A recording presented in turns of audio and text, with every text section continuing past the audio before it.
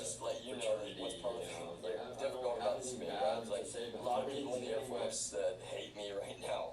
A lot of people in the Marines that hate me right now. A lot of people in the Army that, I don't know how all of them feel. It's the honest to God truth. I think it's kind of like a mixture. Everybody is like, wow, really the military branches themselves, Like, I'm kind of not kidding, right? Because you got somebody that was an ex-Air Force intelligence officer, and he's, like, going after me with every single bit of everything that he has, you know what I mean? Like, he's trying to pull strings in Texas law enforcement. He's actually trying to, manipulate straight up, like, the most core fundamental perceptions of, like, who I am as a human being. And I know that because they're throwing into my face exactly what they're trying to do. But then I'm explaining, I wanted to say to the best of my ability, to the best of anyone's ability in any, context like that. I'm like, hey, wait a minute, y'all, these guys are abusing your trust about me. Like, I'm not schizophrenic. I'm not, psychotic, like, in any way, shape, or form. And part of the problem with that was just that, well, there was spyware that I had found on my iPhone before. Well, just to give that context, I really did. I contributed, to the jailbreaking community in iOS years, prior. And so, my phones generally, I've always had root access to these devices. And to be honest with you, like, I understand the operating system at a fundamental, level that, most people on this planet Earth, like, would not even believe. This was part of what's so complicated. My close friends, I appreciate that. My close friends, I really do appreciate that. I'm not kidding, because that's part of, like, this whole thing. I mean, there are so many aspects of international law that have been abused in this repeatedly. Like, I'll be frank with you. If you look through my Twitters, right, I've got Voyager 1 and 2. I'm dual wielding Twitter. I'm dual wielding Twitter. I'm dual wielding iPhones right now, and not as weapons, right, as communication methods. Some of the notes might seem bizarre, but they're also completely true. That's what will kind of haunt some people after this, because this will be cleared up no matter what happens. Like, I'm explaining, for example, there were hackers, because that's the thing too. A lot of people, it's like, it sounds like so ridiculous, but what I mentioned about this company in Austin, right? We worked with an international team. Well, there were two contractors, one from Guatemala and one from Argentina when I started there. And the one from Argentina, I'll be honest, he was always a little bit sketch. Like, I get there and they're like, hey, have you heard from Rabbit? And it's like, no, it's been a month. It's like, wait a minute. I'm like, wait a minute, he's supposed to be working here? You haven't even heard from him in over a month? It's like, yeah, I don't even know where he's at. It's like, and then he just pops back in. It's like, one day they're all like, oh yeah, he was just having some trouble with some legal thing or some shit. And now suddenly, like, they're acting like, he's, back to go, ready to go or whatever, right? And so, there's a lot of people, let me emphasize, I'll pause there and emphasize, there's a lot of people in this country that just cling to straight up hate-filled, bitter denial about me even being able to explain this kind of stuff right now. And that's part of what's so difficult for me, is that members of my family, they have to, go listen to some of my publications right now, and they're going to kind of be like, wait a minute, that sounds really accurate and true, but I just don't want to hear it because I was wanting to believe horrible things about him, despite the fact that from the beginning of this, I had to decide, am I going to post very publicly, or am I going to let these people commit straight up fraud about who I am as a human being? And to be honest, like, I had to choose the former, of course. There's no choice in the matter at the end of the day. Like, for me, it's one of those things where they abuse their freedom of speech from the beginning. They really went after social and political aspects, and basically, how can we, lie about this man? They projected upon me being a leftist when I'm not. They knew better than anybody I'm an apolitical person through and through. They knew better than anybody that I feel really strongly about, political polarization, for example, and that I'm really well equipped, both with, technology and psychology, to speak about those two topics, right? It's like the two eyes in Voyager. That's what they actually represent. They have nothing to do with two iPhones.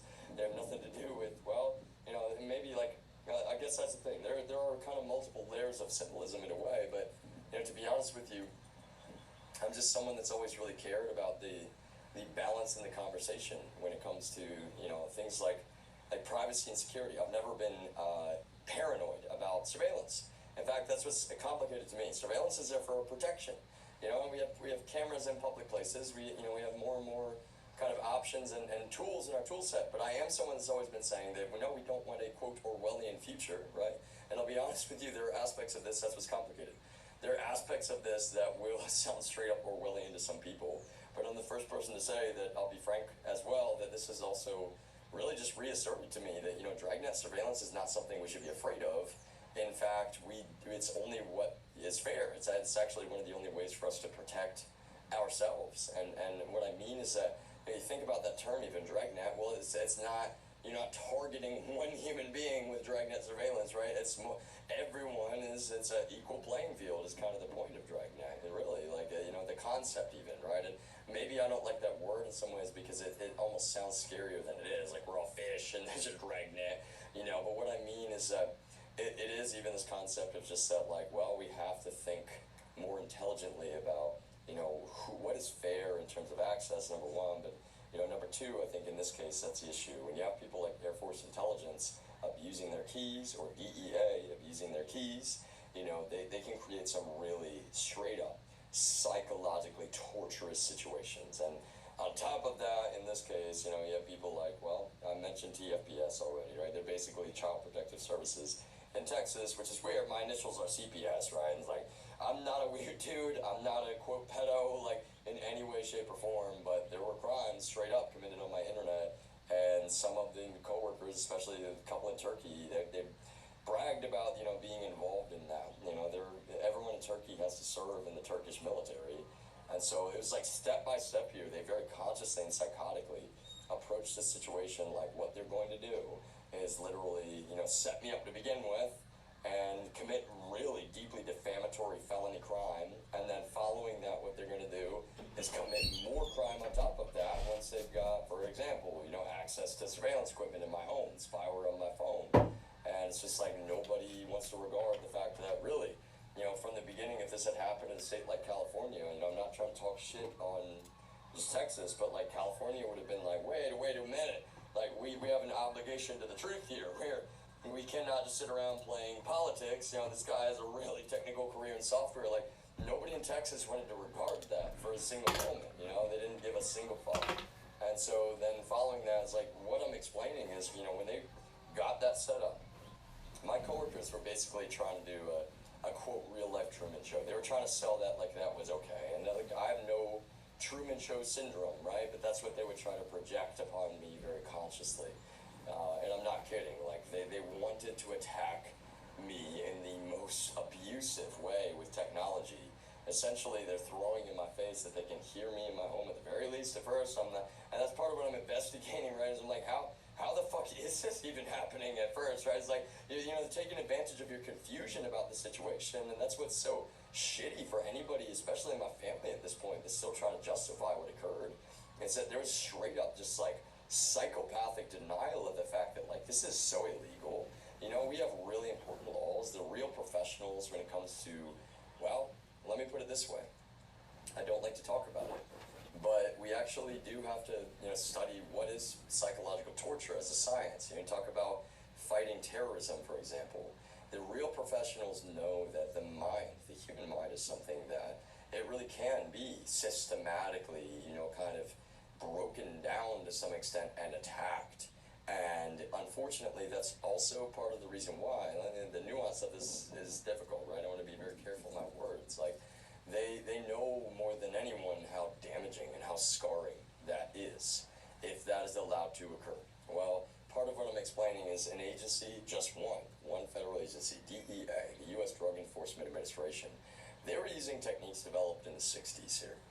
Straight up, Pavlovian is one word.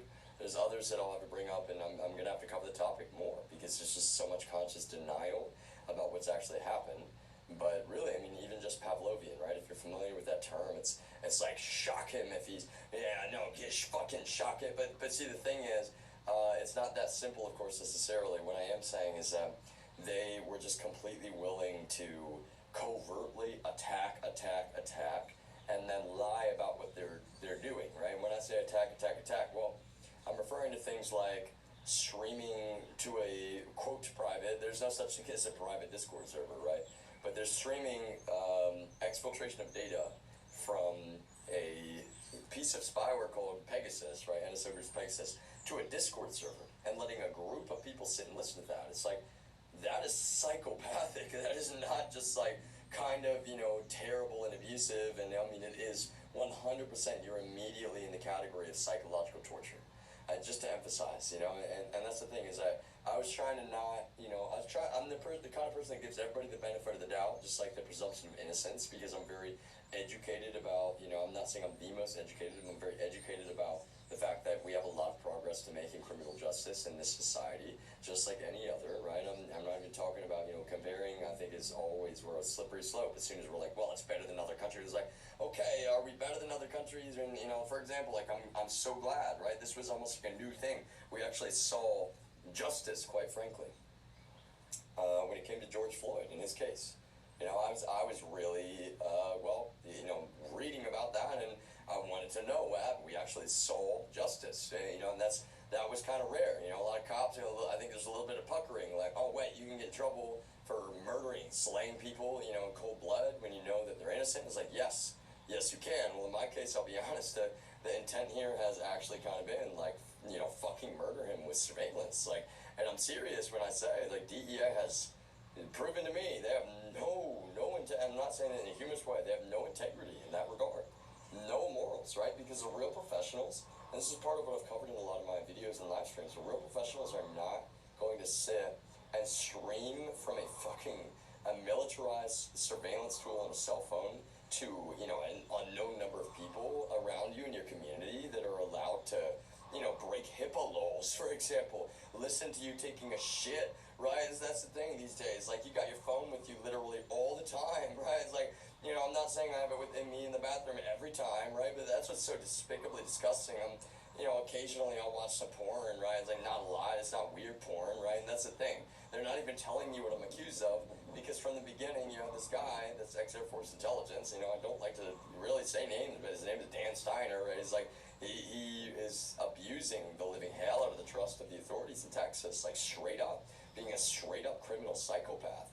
And so, you know, to be honest with you, I think they were all trying to just, like, market and sell this idea, like, yeah, you know, basically, this is how psychopathic it was. They're like, yeah, we committed all these crimes to frame him straight up in real life, you know, on his network, and, like, you know, and they were changing my password at, you know, my job, their own fucking infrastructure, you know, they're committing felonies, bringing down their own load balancers in our production environment, bringing down, like, and that's the thing, you know, that's what my investigation, I have to go look at that shit, you know, they're dumb enough to pull some of this in, like, a really incompetent way, and I'm sitting there, I was like, wait a minute, yo, like, our customers are suffering because you're trying to fuck up my entire life, like you're actually committing straight up federal felonies here, and you're all just like, yeah, no, fuck you, like, wait a minute, you realize that you're not going to have a single goddamn customer, like, considering that I have every right to lead this company, there's no NDA that covers you committing fucking felonies, you know, trying to frame, like, one of your most valued, you know, self-proclaimed most valued employees, like, because you all got bitter and vitriolic. I mean, just to explain, I mean, I think I mentioned that, you know, I had confidentially communicated about these folks and some real crimes they were committing. They were trying to make money with infrastructure. Like, really, they were, you know, they had a connection, this guy from Argentina who ends up fleeing the authorities to Poland, which should have been notable to, you know, anyone. It's like, these are some sketchy fucking people, you know, and, like, they're trying to project the same on me because, well, they have no choice. Like, they're actual criminals. Unlike me, I'm a really good person through and through. Like, I'll be honest with you, it's terrible how paper thin it actually is in that way. But it's one of those things where they just, like, they had all the confidence in the world, because a lot of them, especially in Texas, are just like, yeah, there's no way that a group of people would lie about you, you know, in concert or in tandem, and then you would, you know, be the one telling the truth, and like, well, you know, I didn't want that to be the case, y'all, but that is the case. And part of the reason it seems so, you know, bizarre in that way is that, you know, to be honest with you, when I was in Austin, you know, I'm working from the day I set foot in there in 2017, right?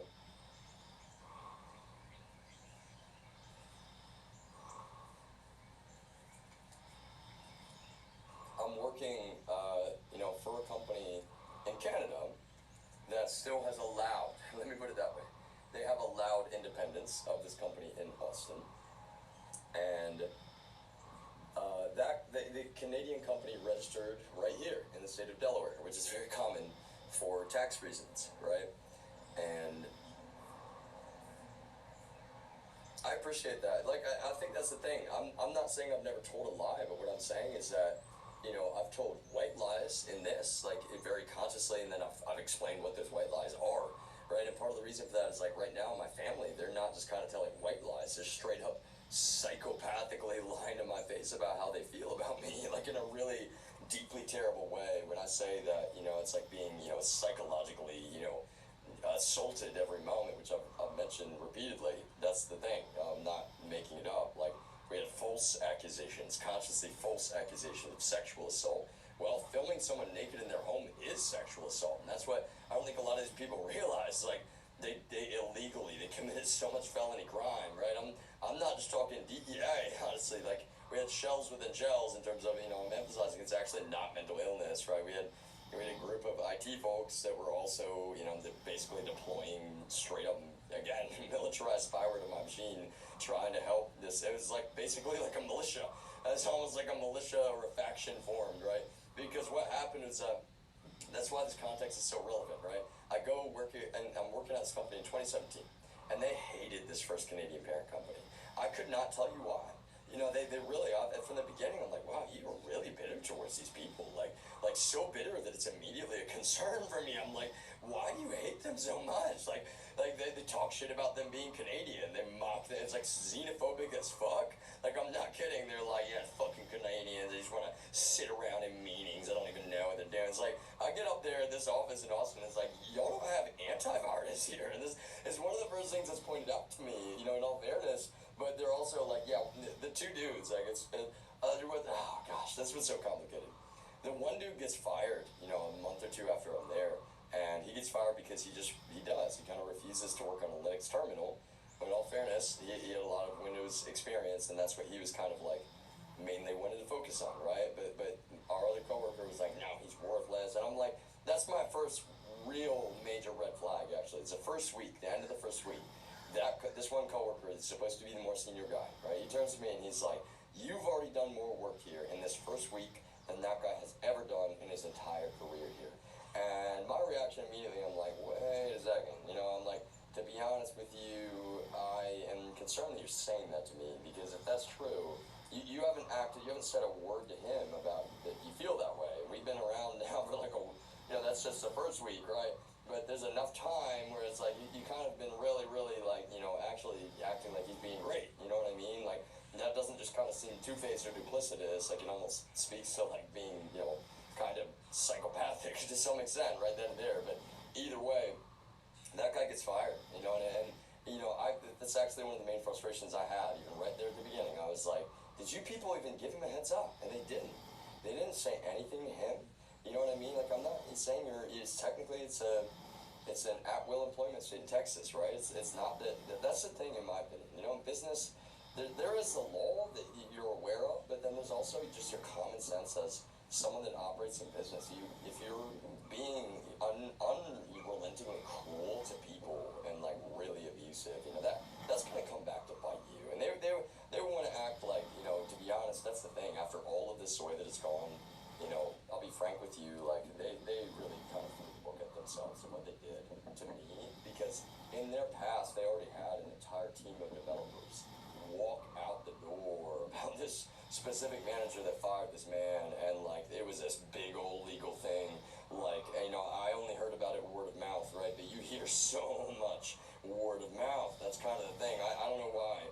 In some ways, I have this, like, effect on people. They're just, like, tell me everything, right? And now after all this, you know, I'm not saying that it's ever going to be that way again, but back then, it's just like, yeah, let me tell you about this. Yeah, let me tell you about this. It's like, wow, I did not even need to know that. And but really, like, you know, that's actually, sorry, I saw this really beautiful cardinal looking. It's like bird watching.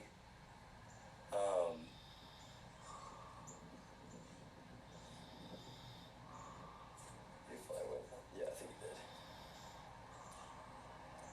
One of the things, really, that I think has been difficult for me in this is that when I was in that bathtub, right, I was actually typing into a phone even. I was like, these people have treated me like a straight up slave. Like, I would give people every single piece of data of my life to show you, like, I don't know, even they're not even letting me know what I'm quote accused of.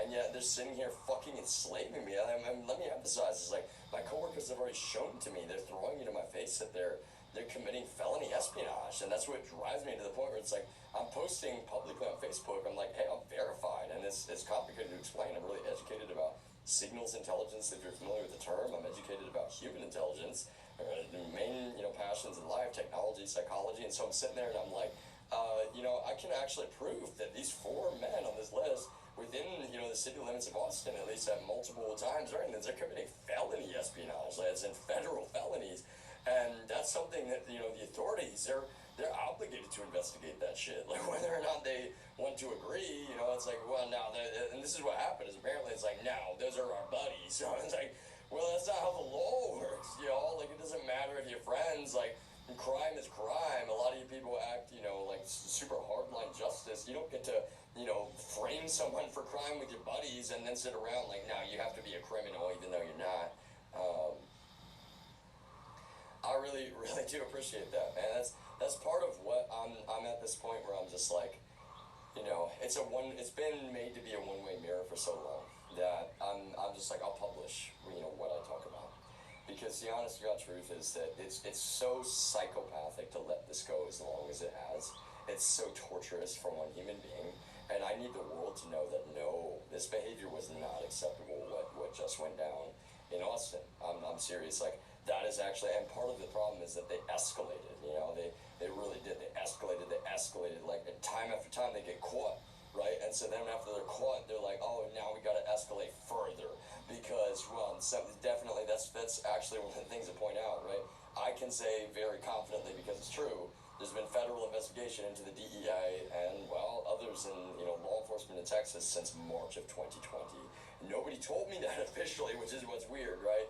But why can I say that? Well, because to be honest with you, I knew that they had already been committing federal felonies prior to some of this, and that's part of what I was investigating from the beginning of this. And so when it got to a certain point, I was like, wait a minute, the amount of conscious intent. I'm starting to see on my coworkers' faces, I'm not a mind reader at all. Trust me, I'm not mentally ill. I don't see I have a song that's like, it's a play on, words in a way. It's actually mostly just because it rhymes, but it's on my work in progress playlist and on YouTube with Voyager, like I said, or the spelling of this stream. And frankly, how do I put this best? I am on the autism spectrum. I'm not a mind reader, but I am on the autism spectrum. And so there's kind of a lot of information for people's faces when, like, I'm sitting there and I'm seeing, the looks of coworkers who they're committing felony espionage, quite frankly. And then I'm like, wait, y'all realize, like, you're caught. Like, I'm not even, like, the kind of person that's, like, really, I'll throw the book at them. But, like, in this case, part of the reason is that I didn't even know what all they were doing prior to this. And so I'm, like, finding out in the middle of all this, like, oh, okay, that's why you were so upset to find out that I went to HR confidentially, because you had been being way more criminal than even I knew.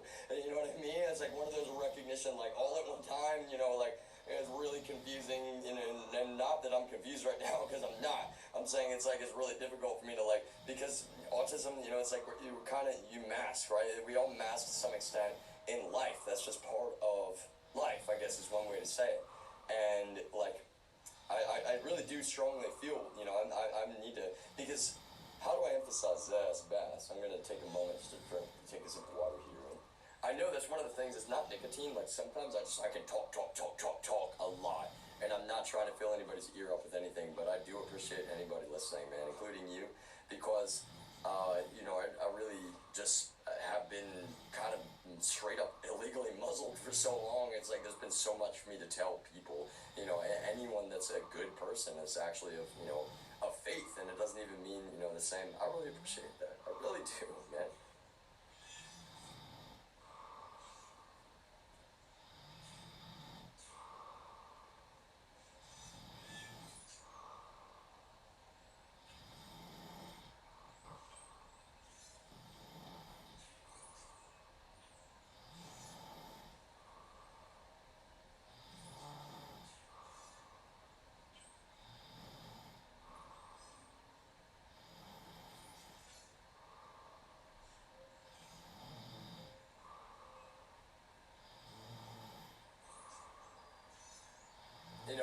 what's complicated for me to explain is that I never wanted to talk about family in any way, shape, or form.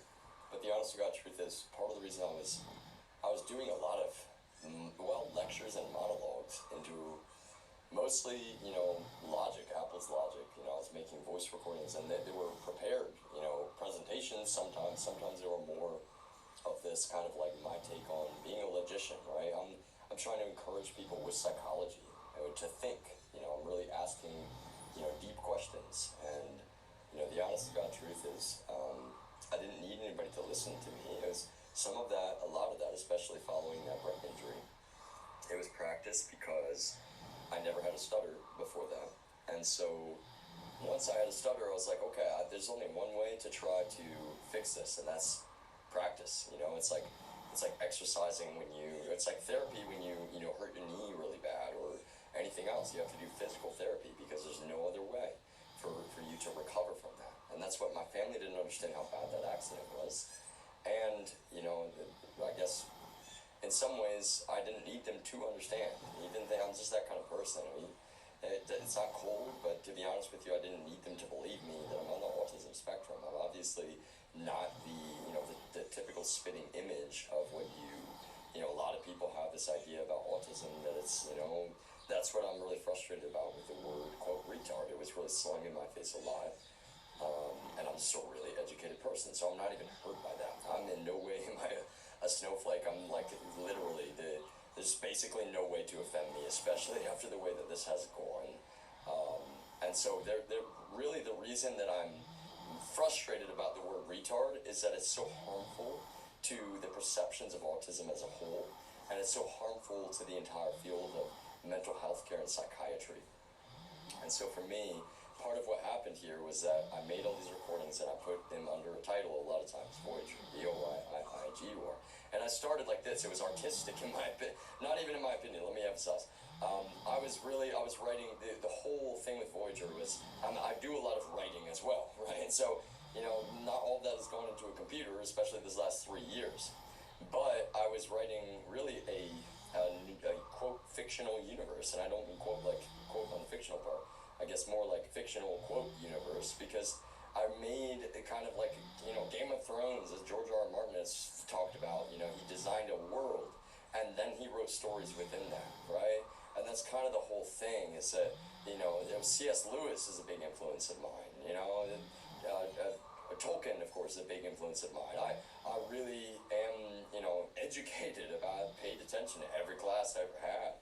Those authors, they thought in that way. They're going to build a universe, and within that, they're going to write fictions and plot lines, and so that's what Voyager was. It was this differing, it's kind of the whole point with that was, it's like the backstory just to generate interest in what is real. Some of it is real, science and real, and I don't mean some, a lot of it really is like, I want to cover basically any topic that I end up researching, and I research a lot of different things in my life and in my free time. Well, my family didn't really know that, because they didn't really know, they knew I was on a computer a lot of times, but I'll be honest, it wasn't in a bad way.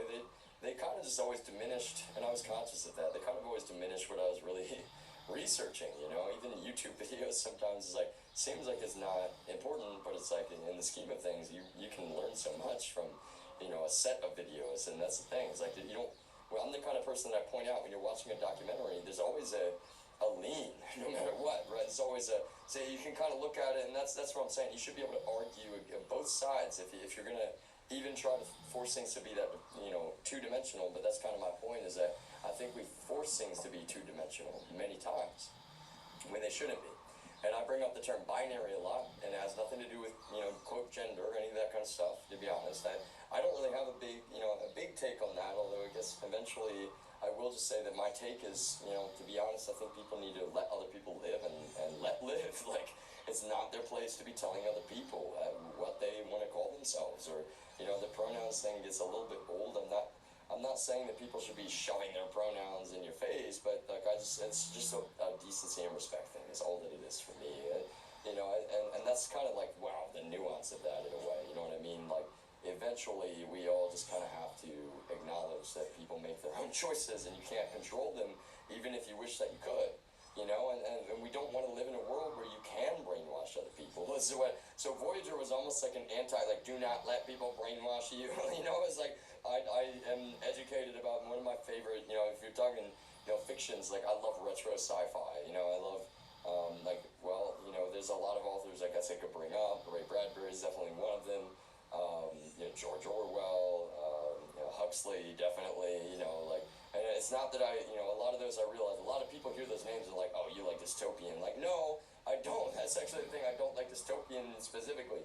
What I'm interested in a lot of those authors, nobody can see into the future, but Ray Bradbury, for example, had such deep and thought-provoking ideas about our future, and he painted such a picture that it's like, wow, you know, wow, this guy was like really looking into the future. And that's kind of you know, I've got a podcast about, you know, to some extent, I talk about Alan Turing a lot on Spotify, and, you know, that's kind of how it's felt about Alan Turing. Even asking, you know, the consideration of a Turing test to me was fascinating, because you know, in his time, it's like, wow, this guy's working on, quote, you know, he's in some ways, he's basically helping write the book about what a computer even, you know, is to some extent, you know, it is so fundamental and foundational to, you know, our modern world.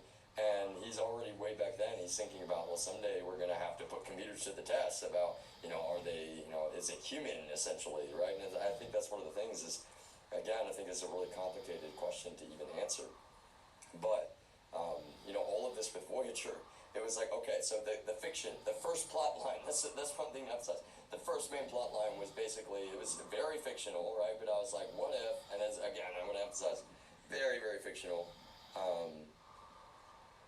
Yeah, I know, ChatGPT is a great example because it's fascinating how good it already is, right? It's actually some people, I think, feel like ChatGPT comes straight out of the future. It's like, I don't blame them. That's one of the things I'll be covering more in live streams, interacting with ChatGPT, and especially from a DevOps, you know, like DevOps is kind of what you call me in my field, like, what I did, a lot of servers, and it's kind of like the in-between, like development, and, you know, like I could do full-on software engineering, to be honest. I'm not trying to sound arrogant. I could straight up be a software engineer. I could be more of just a Linux cloud architect or cloud engineer, but, you know, DevOps is like kind of in between those two things to some extent. But I'm just always someone that's like, I want to learn both. I want to be kind of like Steve Wozniak and Steve Jobs. I'm fascinated by the business side, and I always was saying to people, it's like, I think someday I'll be one of the people that is really valuable to executives, for example, because I'll be able to translate the, you know, the technical side of things to them in a way that's very understandable. And it will almost kind of like haunt people how much, like, wow, he really does know what he's talking about. And he just like I'm not saying I'm a perfect speaker, but like, he does have a good way of just explaining it in a way that is understandable, you know. And I know it's weird for me to explain it that way. I'm not trying to sound arrogant, but I knew that was one of my best skills for my whole life. Like, you know, a lot of my teachers always commented, you're really good at, you know, making presentations and educating other people. Like, that's one of my favorite things about learning is really not that I want to teach other people so much, but just that we can all learn, and then, well, you know, that's kind of the balance, right? It's like what you choose to do. With great power comes great responsibility, and it's this Spider-Man thing. If you're going to be really educated, that's why, you know, I'm not a hacker and I don't hack, but, you know, if anything about cyber concepts, I'm a white hat. And that, what does that mean? It just means that you're ethical and that you don't hack people. You're learning hacking for good, to protect other people, to help people with security, with privacy. And so, you know, these hackers, they're the total epitome of black hat, right? They're like criminal. They're straight up psychotic, you know, like they're committing federal felonies time and time again, lying to the police, you know. And I'll be serious, like some of them, they would hack police departments. They would hack, you know, Texas, you know, anything, the TFBS, those kind of people, like, they're that good. Also, like, a couple of them, you know, they're straight up, if you've heard the term dark side, I brought up repeatedly about this pipeline attack in the United States, this, you know, the oil pipeline, right? It's like, they are the kind of hackers involved in groups like Darkside, and I'm not kidding. Like, a lot of people don't know how these groups work, is that they're kind of like hacker gangs on the internet, and a lot of times you've got basically one or two, like, you've got some FSB or some CCP hidden among there that a lot of times the hackers don't even know that they're actually, you know, intelligence of another country. And so that's what's complicated, right? It's like, I really was interested in going into the Army.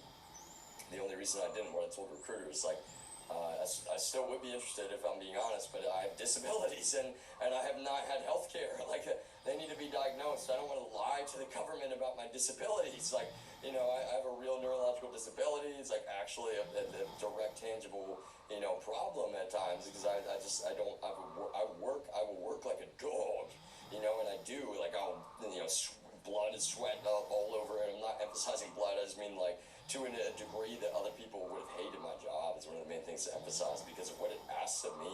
You know, that no time off allowed for so long because of complete, you know, understaffing, and I'm addressing that in the most professional way you can, and everybody's just turning a blind eye to it. What we really needed at the time, honestly, the main thing was just another team member locally in Austin because we had one of the other local team members.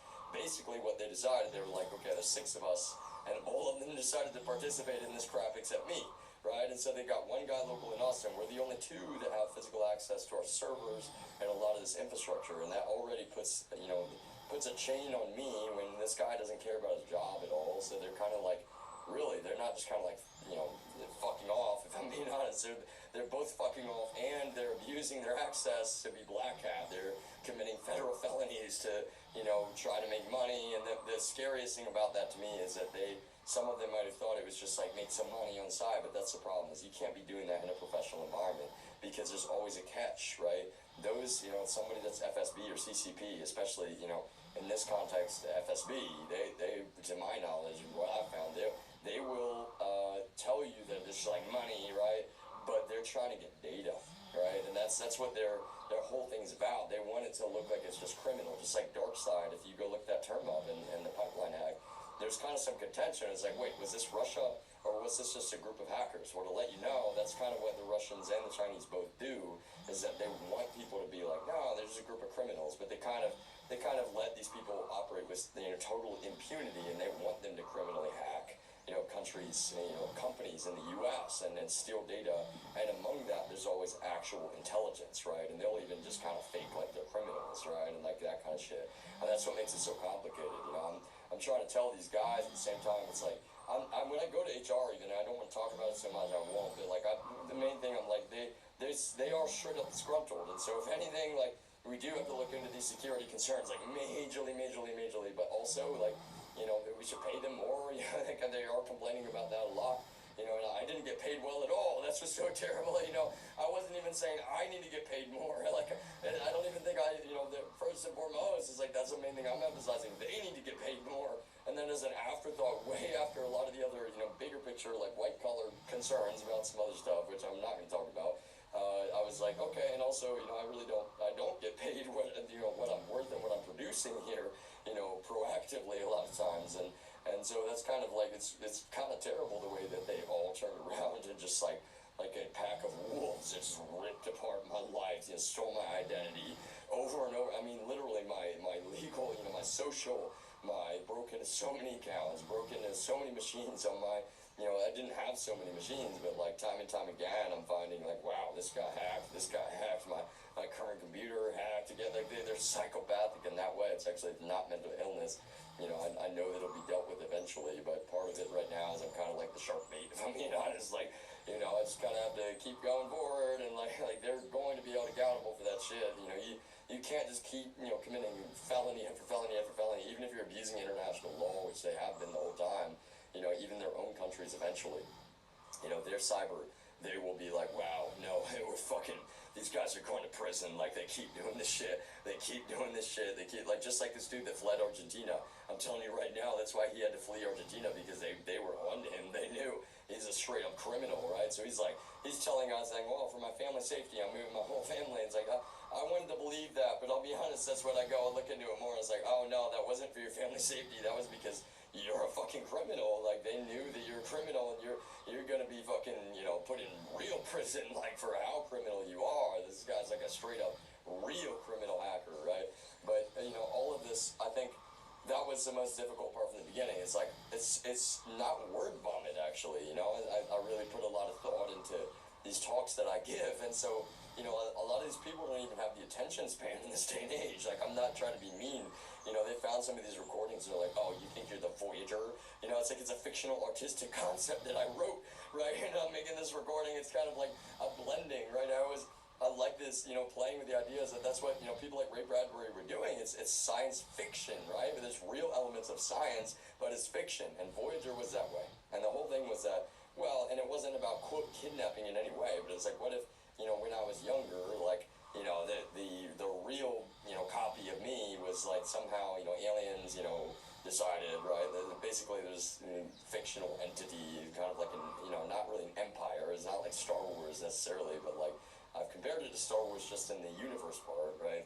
What if, I somehow, they have this kind of elected, it's not really a leader, but, and it's not really a weapon, it's more like a tool, right? It sounds weird to say, but like the Voyager is kind of like I guess maybe an agent, you could say, but I'm not an agent, right? I'm not, anything.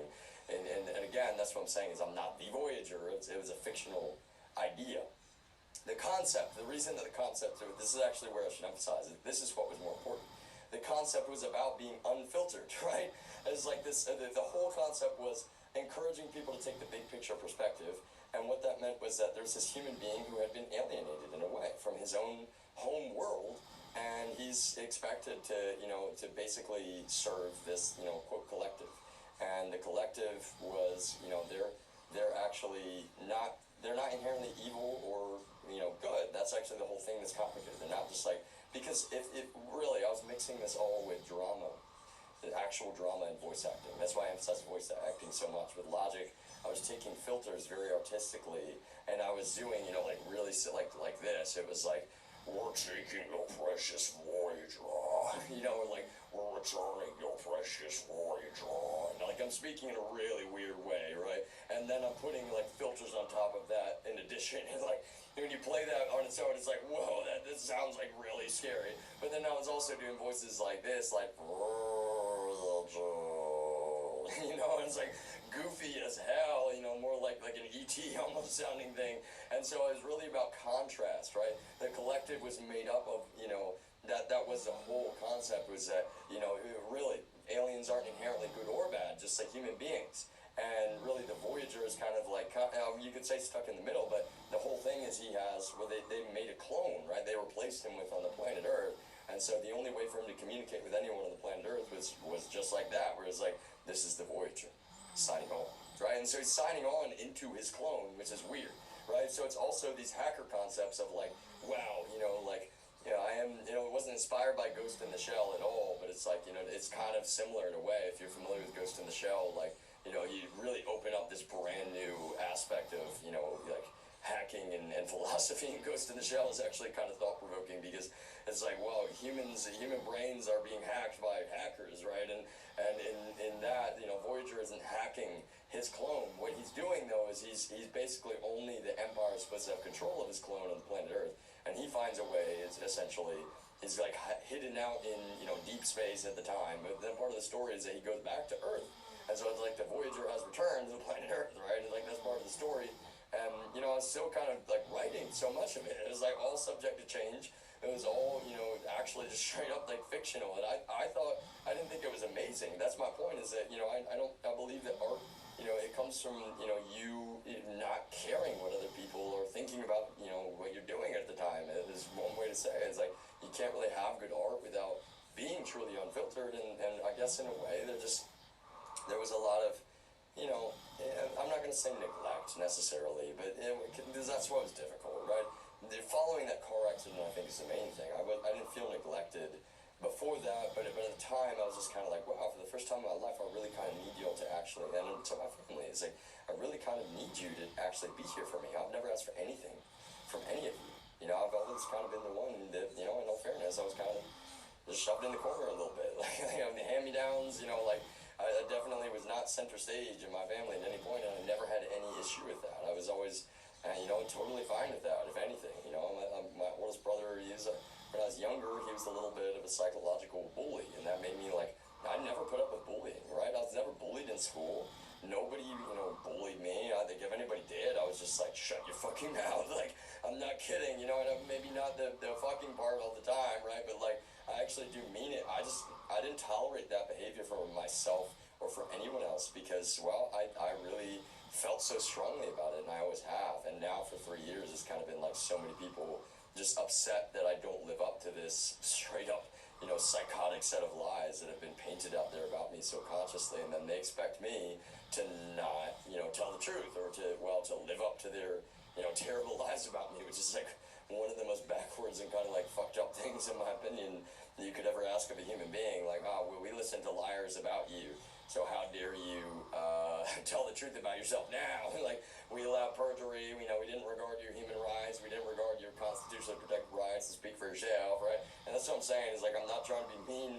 Like, I love the state of Texas, but I'll be honest, I'm actually completely serious. Even a state like Colorado, a state like New York, technically even a state like Delaware, I'll be honest, like, if this had happened in Delaware, there's no fucking way that this would have gone as far as it did, from the beginning. And that's what's difficult, though, is that, I think because it started in Texas, there was so much straight up radicalism behind a lot of, what happened from the very beginning, that it just became this big, bloated thing. Texas is the second most populous state in, the United States, and they wear that title very proudly, but then they're also like, oh my lord, some of them just hate California as a whole. It's like, I never have understood that, especially, my job, for example, is part of what's so complicated. Like, California is kind of a really important relationship for us, like, but that's the thing, they didn't care about that because their company, it wasn't important, but I didn't just work for their company in Austin, let me emphasize. It's like, one of the biggest things, I don't really, I do have NDAs, right? I have to be mindful of those, but see, the NDAs don't cover felony crime, like, federal felonies being committed, trying to destroy my life. And to be honest with you, if anybody wanted to, ask me to sign an NDA about this situation, they would have had to sit me down and be like, okay, this is what happened, and we need you to not talk about it. And in a way, like, that just couldn't occur, and I did kind of know that at the time, because I'll be honest, some of the politicians in Texas were just like, no, we're gonna cling to psychopathic lies about you. This is like so easy to clear up. It was not just a misunderstanding, that's the thing. They got to a point, I think, where it's like, they had already pushed forward with so much that they were just not even willing to, like, now they're implicated, you know what I mean? They know that this is more than a problem. I didn't ever want damages from them in terms of money, but I'll be completely frank with you, at this point, like, they don't just kind of owe me some damages, like, they owe me quite a bit, like, and money. There's no amount of damages that could ever fix, the damage that they've done. I'm not kidding. One sec, I'm gonna plug in this other phone.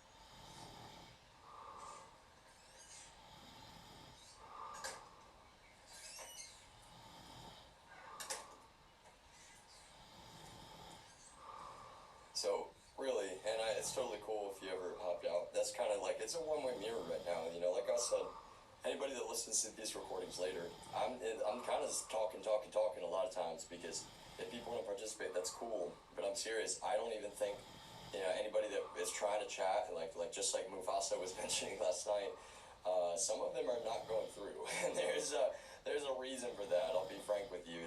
There's only one federal law enforcement agency that's going to try to make that shit happen, and they've behaved that way so systematically that I would expect it. It's not mental illness. DEA will try to keep people from even talking to me. They don't want people to know who I am, and so I still, at the very least. Oh, that's cool. No, please don't be sorry. I'm probably going to make a little bit more coffee in a bit. That's one thing I appreciate, like, how do I put this best? Like I said, it's not word vomit. It's like, I'm a long format type person, which is why I always knew streaming is kind of a good, way for me to put myself out there. I am also, I'm not a perfectionist, but I do believe in being chosen with your words. And that's part of what this whole concept that I'm explaining. I really mean it. There's zero, like, please don't feel like you have to type up a response. If you have questions or anything, you want to comment on, please feel free. That's kind of the balance that I'm at right now, is where I'm just like, it's a bit of a one-way mirror.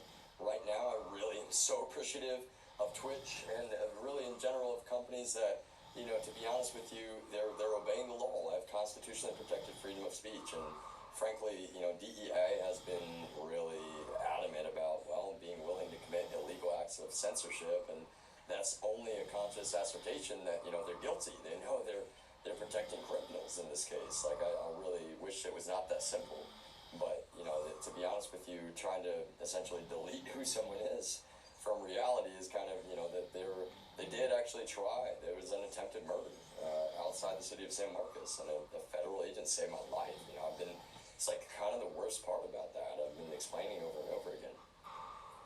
I appreciate that, man. I'll be honest, the audio on iPhone, really, I've said this is an iPhone XR, right? So that came out in 2018, and that was a cheaper model. The audio on iPhone, I'm so impressed by the speakers.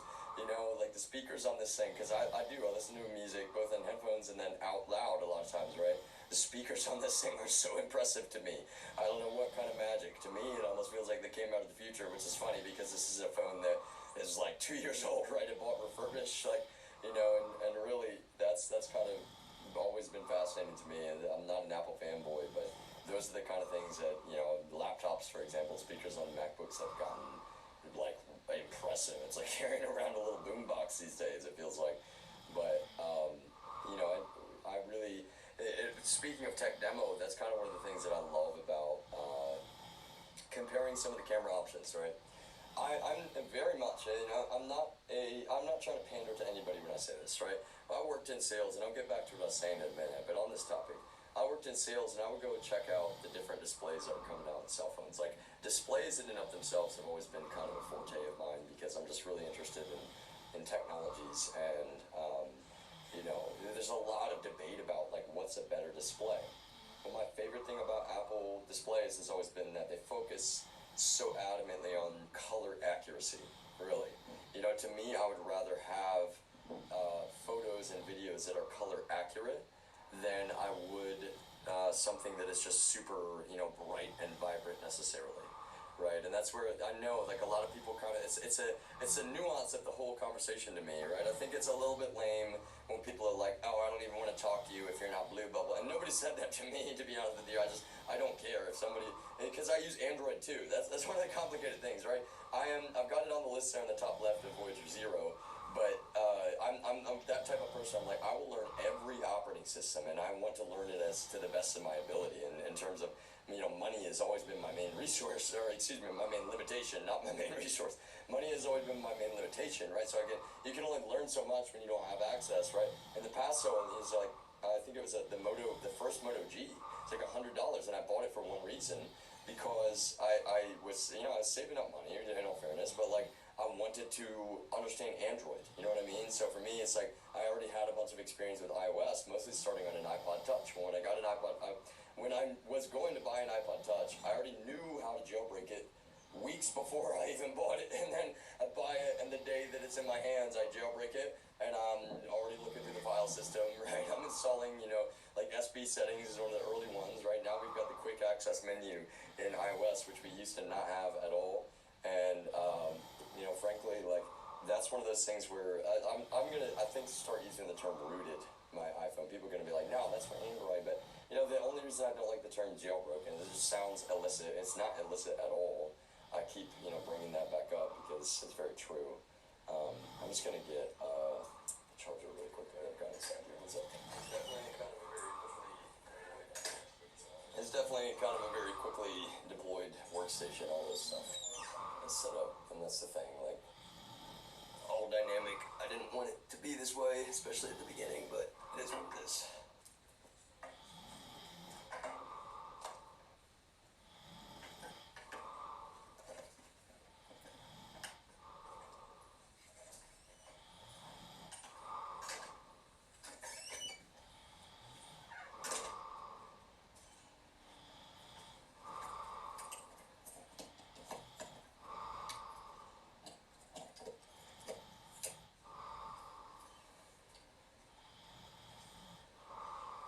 So that's one of the things for me that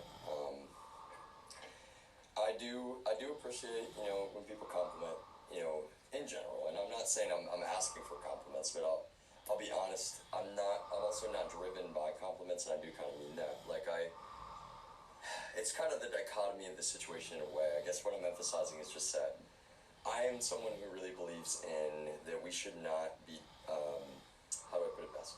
We should always be looking beyond what we see on the outside and what we hear.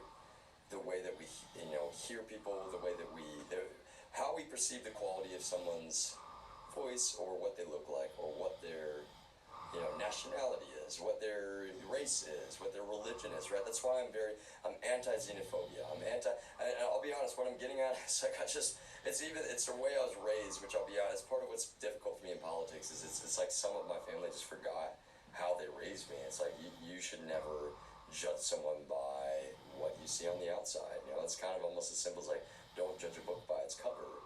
I want people to care about the content of what I'm saying. I want them to care about the content of what's beyond just even the words in any given moment. And that's where, a lot of what I have to say, I think if anyone listens at length especially, that's what they will find, is that is why there's so much conscious thought behind what I say and why I, work the way that I do at times. And that was a big part of Voyager, right? As I'm making all this stuff that I'm planning on editing and I'm vetting, right? And it sounds weird, right? I'm vetting my own content, right? I was interested in live streaming, but see, what I wanted to do with Voyager was have a podcast, and before that's kind of like launch it with music and with drama in between the music, right? So it's like, having this drama between aliens and humans, right? And the contrast was also kind of intended like my normal speaking voice, right? Like, this is the Voyager, which again, I'm not even saying, I'm deepening the voice a little bit, to be honest with you, right? It's voice acting to somehow, it's a fictional character is what I'm emphasizing. Like, that's one of the dichotomies here. People have been like, oh, do you have dissociative personality disorder? And it's like, because you're not talking in like a deep voice. You're supposed to be that deep voice guy. It's like, honestly, I don't feel like I personally have a particularly deep voice, but I do, I understand if people feel that way, and I appreciate, the compliment. What I'm saying is that I think that the challenge for me in this was that people found those recordings and then they thought they like read my mind, like they thought that they like knew, more about me than I know about myself. All of a sudden it's like, wow, you people, I didn't really talk about this in some of those recordings, but you realize I'm like really, really educated about psychology. I appreciate that. I'll be honest, that's the thing, is like, I am publishing on Spotify for podcasters, and it is just not the way that I intended. So I've got podcasts up on, under Voyager. I've got okay, this is one thing to mention. I've only published one of my works, because I write music, and that's not even the main thing that I do, to be honest with you. The main thing that I do is technology, and really, like, computers, like, I engineer, I design. In my opinion, designing products is artistic. Like, speaking of the iPhone is going to, get back to the cameras and displays in a minute about color accuracy, but that's probably a good example, right? I did a short monologue a long time ago. Yeah, if you're interested, it's called You Have a Beautiful Soul. It's under Voyager, Voiigur. Obviously, I'm just used to spelling it out now because it's kind of like the recursive loop, right? If anybody jumps in that hasn't, a lot of these are only one viewer, and that's totally cool. One or two viewers, right? Right now, for me, it's kind of, like I said, a one-way mirror, so I can go back and edit these as I go, and, maybe some of them I'll clip, but also I'll just leave the whole long format up, and if people want to go dig through my VODs or my YouTube, then they can do that, right? I'll put a lot of them on YouTube and Spotify as well.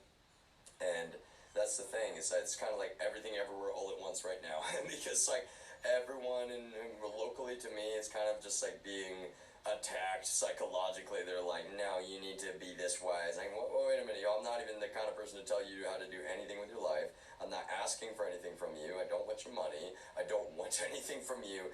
It's like, we just need to be on the same page about the basic, irrefutable, fundamental aspects of who I am as a human being, which is that I'm a good person who is 100% not capable of, committing violent crime. And that's kind of my point, is that in Texas, they just don't care. Talk about character evaluation. Any real professional that sits down in a room with me, I'm not kidding, from the beginning of this, I was like, can you interrogate me? Like, can you put me in an interrogation room? Because you people realize that would make all of this go away immediately. They kind of didn't want to do that. They were like, no, we want to defame you relentlessly and really just dehumanize you relentlessly with everyone first, so that then everyone believes these terrible lies about you. And like, wow, y'all, that is really bizarre, because like that is always going to be corrected no matter what happens. And, somehow we landed in a place where it seemed like we were doing, quote, corrections when we hadn't obeyed the law in the first place. And I was like, wait a minute, I have every legal right to speak up about that. Like, to be honest with you, it's kind of a big deal. You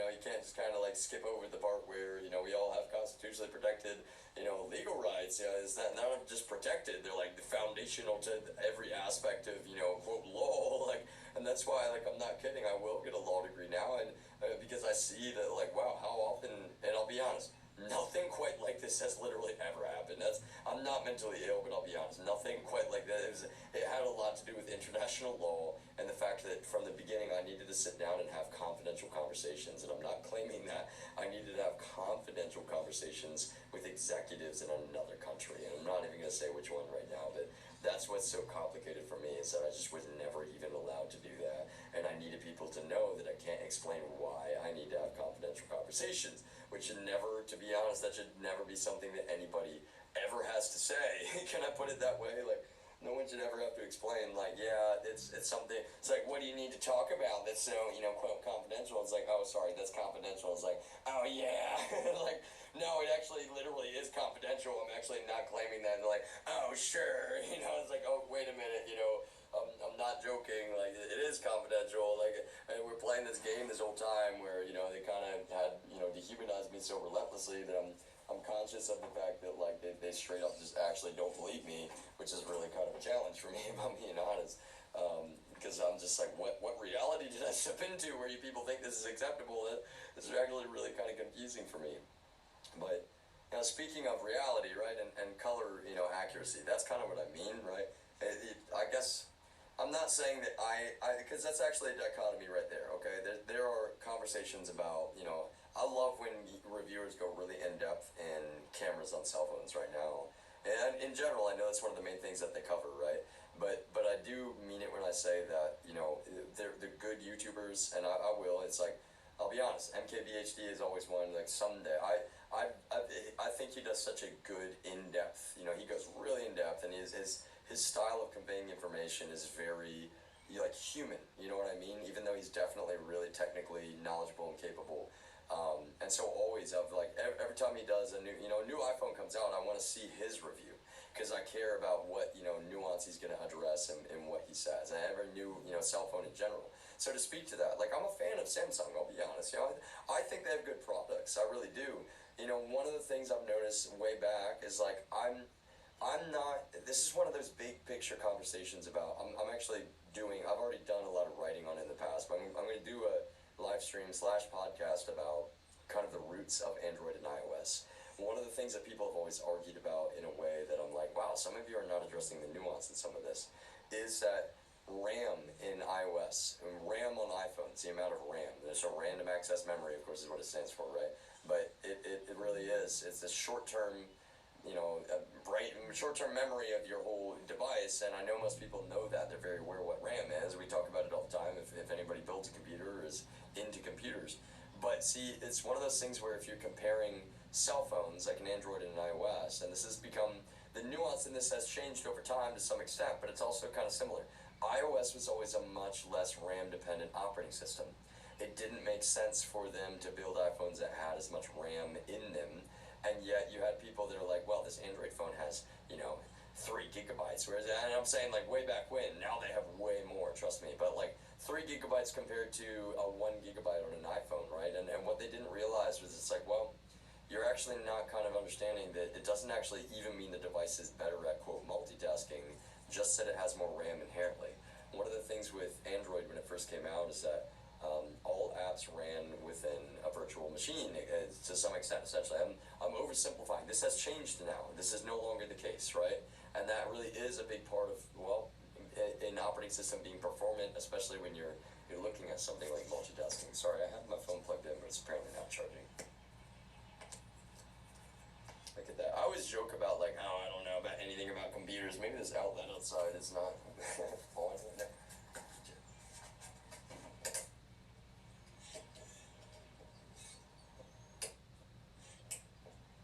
Let's see. Wow, okay, yeah, that's not functioning. So, one sec.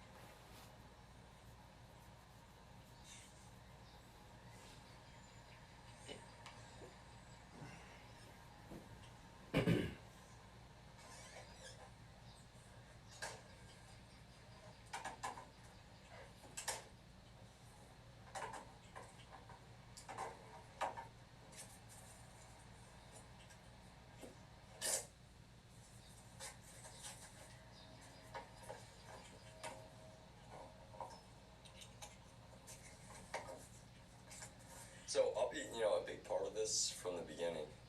So, bro, I love hopping between streams. I appreciate that. So this is what I'm trying to show. Like I said, it's a portfolio. I'm not trying to show off. Right now, there's a couple reasons that I'm multi-streaming. But this is what, when I used that term in the past to try to explain to some people. I was like, I'm developing technology and multi-streaming. Like, and I'll be honest, the way that I've been diminished in this, I think there was just a lot of like not even understanding that I'm completely serious when I say, no, I'm like engineering new technology. I'm not like saying that to sound cool. Like I am that kind of person, right? I wanted to learn about computers from the silicon up. You know, I'm really into chip architectures, for example, and I'm not saying that I'm the world's leading expert. What I'm saying is that, like, I really, really mean it. Like, I care about, you know, the fact that, well, we should think about computers more. Sorry, I just need to move this cable. We should think about computers more as they are. And phones, for me, just like the iPod Touch, right? The iPod Touch I got was because, well, I couldn't afford an iPhone. There's no question about that. And I was always in my family, we had to pay for everything ourselves. And that was, I'm never saying that that was a bad thing in any way, shape, or form. You know, it really made me have to, my dollars had to count. There's no question, right? And so it's like, an iPod Touch for me was like the computer of all computers in a way at the time. It's like, wow, I can have a pocket computer. I think this is so cool. I can put music on here. I can, you know, literally, like, I can play games, and I can, well, that's the thing, I didn't honestly play a lot of games, though, I'll be frank with you. Like, it mostly was about just having a computer to understand it from the inside out, and I did. You know, it's like, the device almost matters to me, just in that every computer I've ever had has mattered so much in my education for myself. And quite frankly, like, when how do I put this best? Like, with this concept of multi-streaming, it had a lot to do with, I'll be frank with you, like, that's part of what's challenging for me. I'm not even really super familiar with, like, the colloquial terms on Twitch. It's no offense to anybody on Twitch, but I've very rarely had a lot of time to, like, be on Twitch, to see what other streamers, how they work exactly. You know, for me, it's kind of like I'm using Twitch as a technical platform. It's like the back-end service for me than publishing and also hosting content. So if other people on Twitch are interested in my VODs and how I stream, then that's awesome. You know, I want to work with people. But see, I've been in this situation, I'm not kidding, it's been straight up defamation. Like, it's been really defamatory what's happened. And so part of what I'm doing is, like, I've got to present who I literally am. You know what I mean? It's almost like the color accuracy of a camera on a cell phone is like, this is, you know, the accurate image, me being calm, and rather than me in an apartment that, to be honest with you, that's the thing, a lot of people didn't realize, like, you know, I was in a situation in that apartment where I'd been, you know, so exhausted, and I still am, actually. That's part of what sucks about this whole thing. It's actually so cruel. I'm just, you know, venting a little bit. It's so cruel what we've allowed to happen, and I'm not, you know, I'm the kind of person where if I saw what was happening to me during this, I would have said immediately, like, you need to put a stop to that.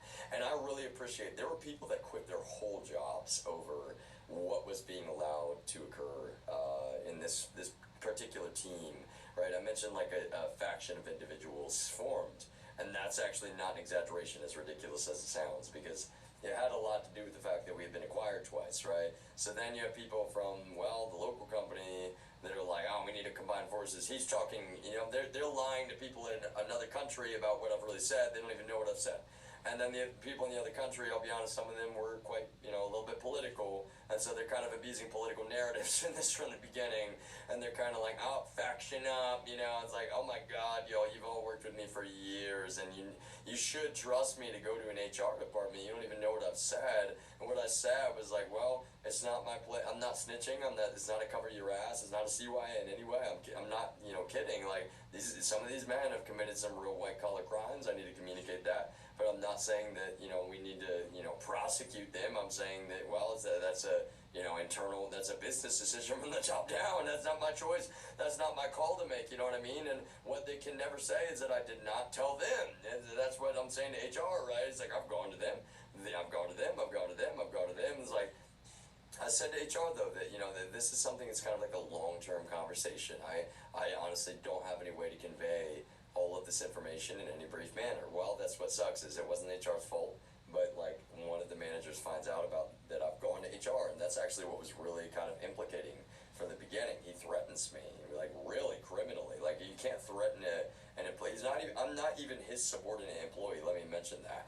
He is a manager and I'm not a manager, but I am not his subordinate employee. And trust me, as soon as my manager was no longer this manager I had in Austin, I was so glad because I had lost personal, but beyond what's required in a business capacity, I lost personal respect for, well, multiple of those managers, really just the two of them, like long before that. And so I was like, thank God, like I get to, work more with Canadians. And it's not that I have anything against, Americans at all. I'm an American through and through, trust me. But there was just a lot of like cruel behavior and like really kind of straight up pathological abuse from these folks to other people on their team. And I had the inside scoop on all of that from the beginning. And I'm really educated about psychology. So from a business perspective, I was just kind of like, nah, you guys are kind of shitty.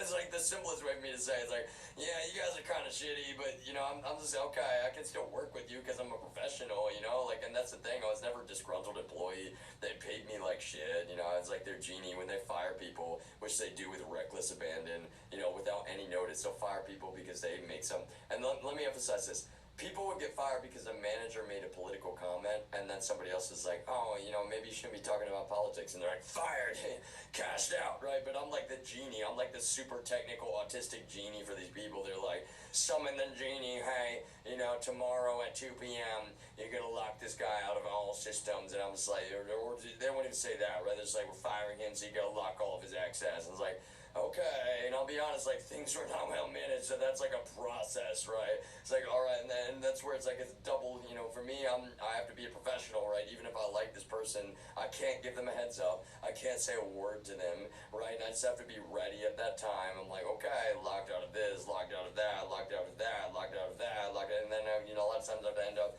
cleaning their machine up, and I'm never going through anybody's stuff in any way. That's what the other sysadmins would do, though, which pisses me off, because I care about that kind of stuff. They're like, immediately try to go through all their email, go through all their notes, and I knew they would try to pull that shit with me, too, really, because that's just how they work, they're super shitty in that way, if I'm being honest. But I think one of the main things to me about, color accuracy, right? So I've heard even, like, that there is kind of there's algorithms, right? Each smartphone, manufacturer has taken a different approach to some extent, not like all the way, but there's a different level of, how much image processing are they doing. And I would say that, you could probably have argument all day about, like, who is doing more or less. And maybe you would need some really technical people. I'll be honest, these I've been saying repeatedly, there's a landscaper who's supposed to be doing his job cleaning up shit around here, and now it's a long story. You might have seen my other streams talking about him, or yesterday. He's like really fucking actually a bad dude, but I don't know what to do with those propane tanks. They're just piled up by the shed, and it looks so sketchy for real. But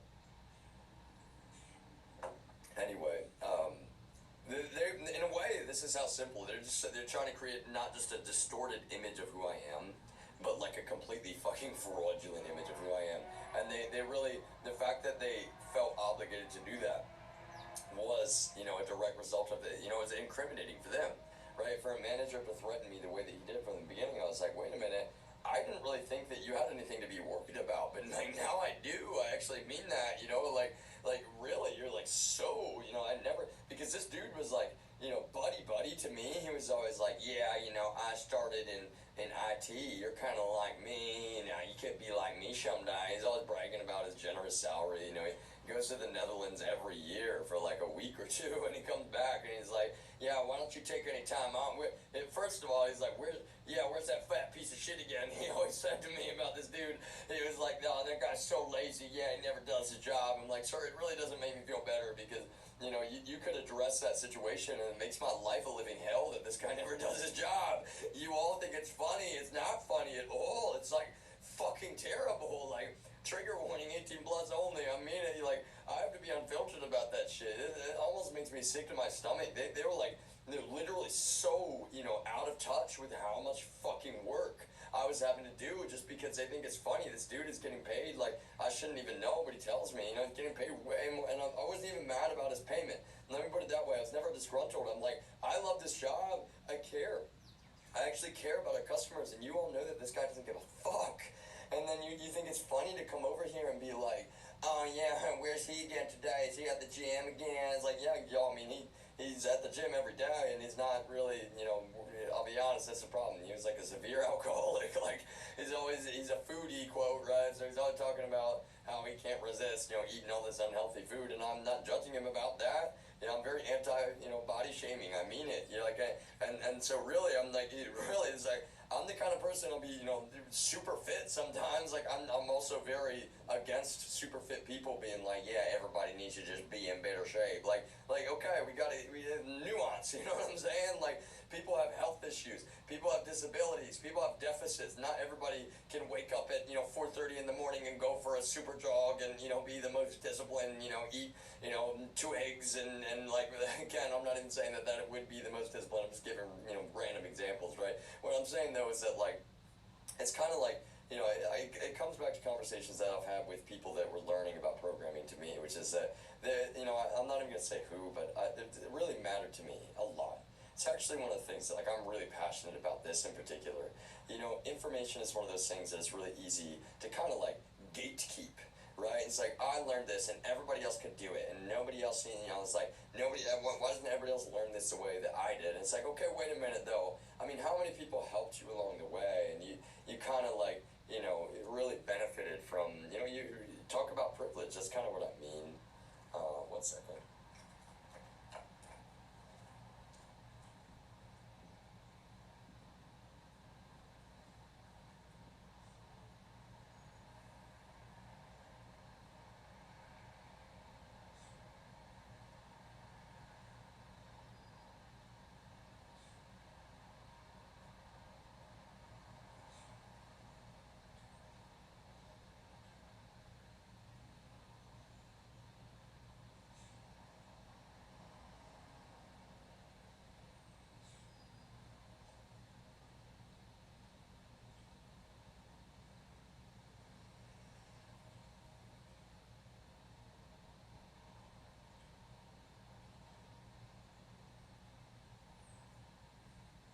See, for example, right now, I can't explain everything, but I want people to see that I'm streaming, right?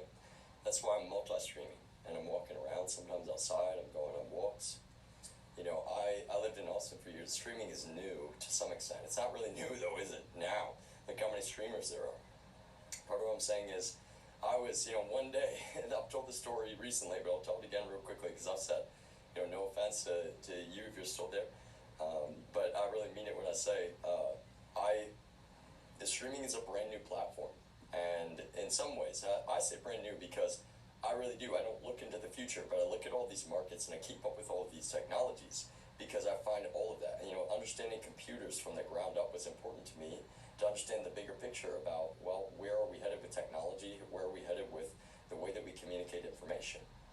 And so to me, it was really important that we apply consciousness, right? That's a really important term. It's not a political term. It shouldn't be thought of that way. And I always remind people that the human consciousness is something that we're still, if anybody's saying that we fully understand the human consciousness, then they're telling a lie. I'm just being honest. Like, I'm really educated about neurology and psychology, and really, really two fascinating topics. Speech in and of itself, it's a fundamental aspect of who we are as beings, that we can just talk and that we absorb the ability to talk. Most of us, right, we all have deficits and disabilities, and that's something to say from the beginning of, people learn speech at different rates in life. And so when it comes down to it, we have to be mindful of one another's, well, we can't be perfect, we can't be robots, right? It's not like we have an algorithm that from the day you're born, we can say, you're autistic, right? And that's part of what's challenging. Speaking of autism, we don't have, I'm just letting everybody know, we don't actually have people suddenly like, oh, everybody's autistic now, that's easy. It's easy to be lazy in perspective and kind of force a really one-dimensional view of that kind of stuff. What I'm saying is that what we have is more precision and accuracy in diagnosis, and that's what's occurring.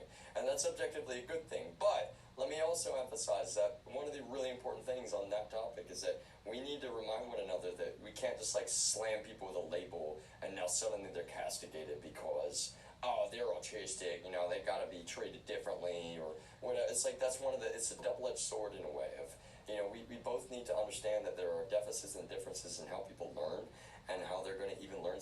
electronic speech. But at the same time, we are all human beings. And that's one of the paradoxes or dichotomies about who we are, why we can't be so binary, right? Is that we have to both be able to acknowledge that every single human being, no matter who we are, it's one of the coolest things to me about looking back. When you're talking about influences, we should not look at anybody like, oh, you're going to be Steve Jobs. Oh, you're going to be Bill Gates. Oh, you're going to be Steve Wozniak. Oh, you're going to be Mark Zuckerberg. Oh, you're going to be Elon Musk. Oh, you're going to be Alan Turing. Oh, you're going to be JFK. Oh, you're going to be Martin Luther King. Like, no, you're not going to be any of these people. They are who they were. And see, I'm not going to get into religion too much, but I do believe in soul. And I believe that it's like one of those things that, we value human life above all other forms of life, and I think rightfully so, right? We should never, hopefully, find ourselves in this kind of position, but it makes me think of iRobot, right? Where in iRobot, some of the fundamental rules is that a human being's life will always come before even a robot's life. They're actually, like, it's part of their core, most root level logic. They're required to put a human being's life before their own. And, it really brings up, it's actually, iRobot is, I'm sorry, that is the name of the movie, right? The one with Will Smith. I believe it's iRobot, but I apologize if it's, if I'm getting the title wrong. It's a movie that matters. And I think there's a book that I would love to read the book, and I probably will. Though, it's like, it's really important to think about. We're on the cusp. ChatGPT is a good example. AI is like, this is just the beginning. And I really want to say strongly, I do not feel that we should be afraid. I feel that what we should do is, with consciousness, approach the nuance of these conversations with forethought of the fact that every single human being, this dichotomy about us, we are both extremely resilient as human beings, and we are also extremely vulnerable. Thank you very much for confirming. I was like, am I thinking of, what is it, like, I think there's a brand name that's I something. I was like, I'm making sure. But really, we should approach, these conversations and these topics with, we don't want to be lazy in our perspectives. We don't want to be, that there's always more. I always encourage, instead of seeing things as like right or wrong, left or right, it's like, okay, see things in a series of spectrums.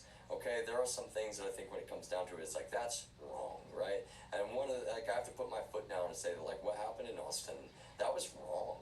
To deny me my not just my legally, protected human rights, but from the beginning, it's like, we have a constitution that's very clear. I have every right to speak for myself in a court of law, and somehow that was denied to me from the beginning. We couldn't even have gotten as far as we did if that did not occur. But, to be honest with you, there is a lot more I could say when I say somehow that was denied. There was a lot of felony crime involved in how that was denied to me. And I was like, wow, that's kind of part of why I was in a bathtub. I was like, I've got to be really, people are going to get mad like I'm being controversial, but it's actually not controversial. It's the least controversial thing ever. It's just the truth. How do we find ourselves in a spot where the truth is so controversial and offensive to people, quite frankly, is part of what I was a little bit confused about. But what I'm saying with, influences, for example, no, don't look at anybody as you're going to be a carbon copy or a clone of those people. Look at those people as the holistic human beings that they were. And that means acknowledging Steve Jobs was maybe sometimes a little bit of a jerk. That's maybe a gentle way to say it. I'm not encouraging anybody to be a jerk. Sometimes he was, maybe a little bit of a jerk. The people like, other names on that list, I'm not even getting. Well, Elon Musk, he gets, in my opinion, a bit of a, unfair, reputation sometimes. What do I mean? I'm not trying to pander to anybody when I say that. What I mean is that, like, he's a human being too. And so when I see, there's a lot of argument over the whole flight tracker thing, and I've mentioned this example before. Like, the dude is a billionaire. Okay, that dude has so much to protect. Like, talk about having a target on your back. I don't even, if you're that well, Mark Zuckerberg included, you're that wealthy, you're that influential, you're that powerful, in all fairness, maybe that's part of what people frustrated. They feel like, maybe they think that he shouldn't be tweeting, and like they would accuse him of being, quote, careless with his words. But one thing I think that he acknowledges is that, it's never about the one everything that you say, right? And everything, it's like, okay, wait, did you misunderstand that? Okay, with context, oh, okay, now that makes more sense. I'm, misunderstanding, right? But I'm not even saying everything is that simple. I guess what I am saying is that, to be honest with you, I really feel strongly that we really need to look at, the bigger picture perspective in a lot of these conversations because, well, autism being one example, like, the last thing I ever, hope to see is that, and I don't mean hope, but I don't want to allow people to continue like, for example, you find out that your child has autism. You should not be afraid. Can I put it that way? It's like, wow, part of the dichotomy here, my family is they don't have enough faith to even believe that I'm on the autism spectrum. But see, what comes with that as well is like one of my, I'm not even going to say who, but someone in my direct, relative he was spitting in my face. He's like, oh, people thought Steve Jobs is autistic, but he was a CEO. And it's like, wait a minute, what are you talking about? To be honest, that tells me that your root level logic is flawed. You think that someone that's on the autism spectrum can't have a really serious job or can't be, really educated or can't be, really good at what they do. Like, and that, I wasn't trying to, that's the thing is I'm just the last person on earth to be like, oh, shut your fucking mouth, like really, I mean it. People, I'll be honest with you, I'm the kind of person that somebody like, straight up will walk up to me and punch me in the face, and most people will be like, I'll be honest, I can defend myself physically. Let me just put it that way. As part of the dichotomy with me, I look like I'm serious, okay? I have a neurological disability, and a lot of it has to do with that brain injury. But I've been an athlete my entire life. I can do a standing back tuck. I can stand on my hands for minutes at a time. I'm really quite decent at soccer. I'm a veteran soccer player. I played my whole lifetime. I love soccer. I'll always be an advocate for encouraged to play soccer. It's like, it's a fun sport. It's a good way to get exercise. I'm grateful. Thank you very much.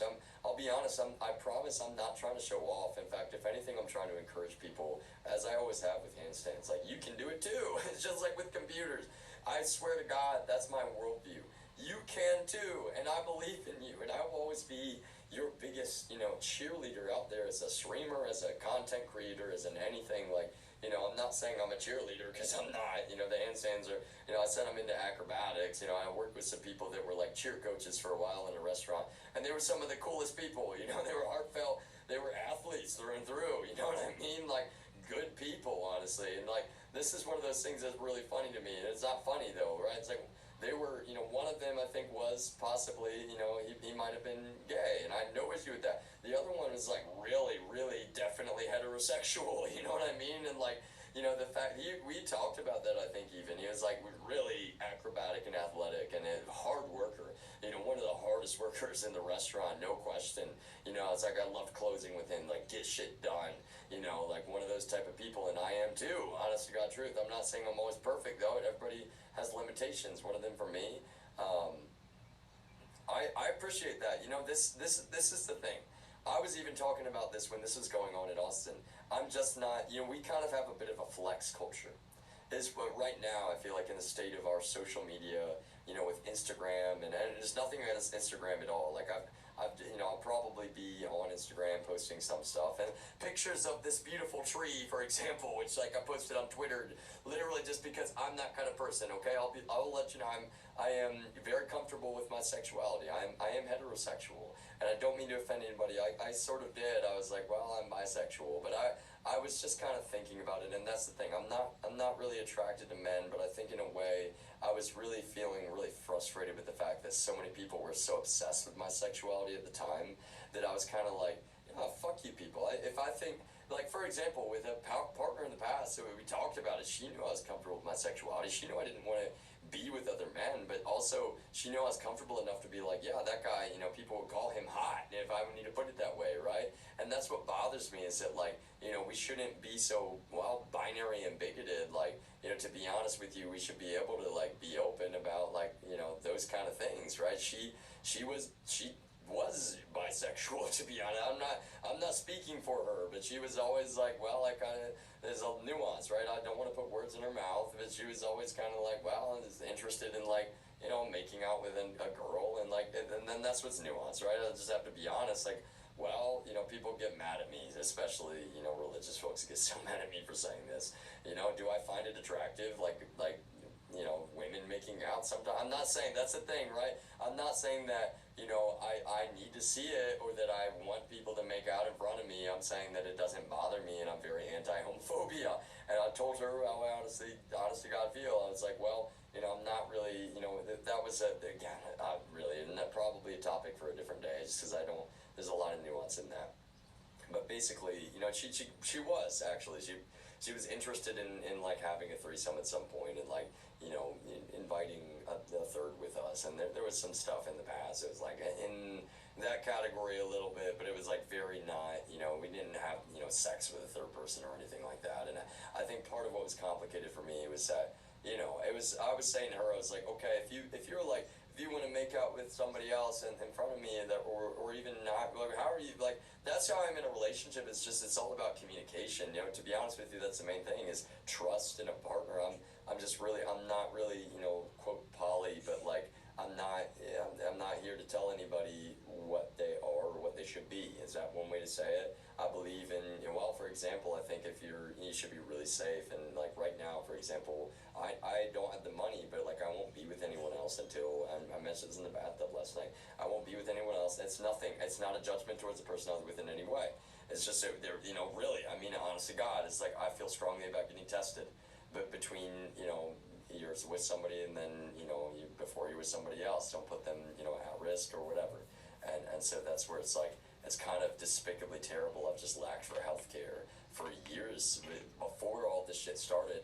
And because of the way this has gone, I've lacked for healthcare even more severely because, well, they went after my employment itself. Like, these folks involved in this, they straight up, the last thing on earth that they want to ever occur is that I be able to do my fucking job, which is so evil, it's so psychotic, it's so fucking criminal, like, and that's where I'm like, on that computer in there, right, like last night I'm opening pictures that are not even opening. It's like the most basic fucking thing on a computer. I'm like, this whole time the narrative they've gone after is like, they're hacking my machine, and in software we have this joke, it's like, oh, no, okay, right, I help somebody, right, with an issue on their computer, which is very common. I'm like both the humanist and I am. I'm a humanist, right? But being a humanist to me does not mean that you're an atheist personally, even though some people would try to define it that way. I'm a humanist in that, at times, how do I put it best? At times I have called myself an agnostic because I was just really frustrated with the, I felt like there's a lot of politics being brought into religion, right? And this goes back to conversations I had in the past, even at church camp, with people I really respected. And I told him some of my perspective, and he was like, well, there's a difference between religion and faith. And I completely agree. In fact, it's like, wow, talk about root level logic. This is straight from scripture. There's a difference between religion and faith. Religion, it's sort of the ideas around the practicing of what you consider to be, your belief structure in a way. I'm not trying to, this is very, very, Occam's razor replied to that summary. Whereas faith is sort of what the Bible is really communicating in its core, most root level logic, right? There's a lot, the Bible, I'll be honest with you, I'm not trying to put words in anybody's mouth, but like, it's actually so true.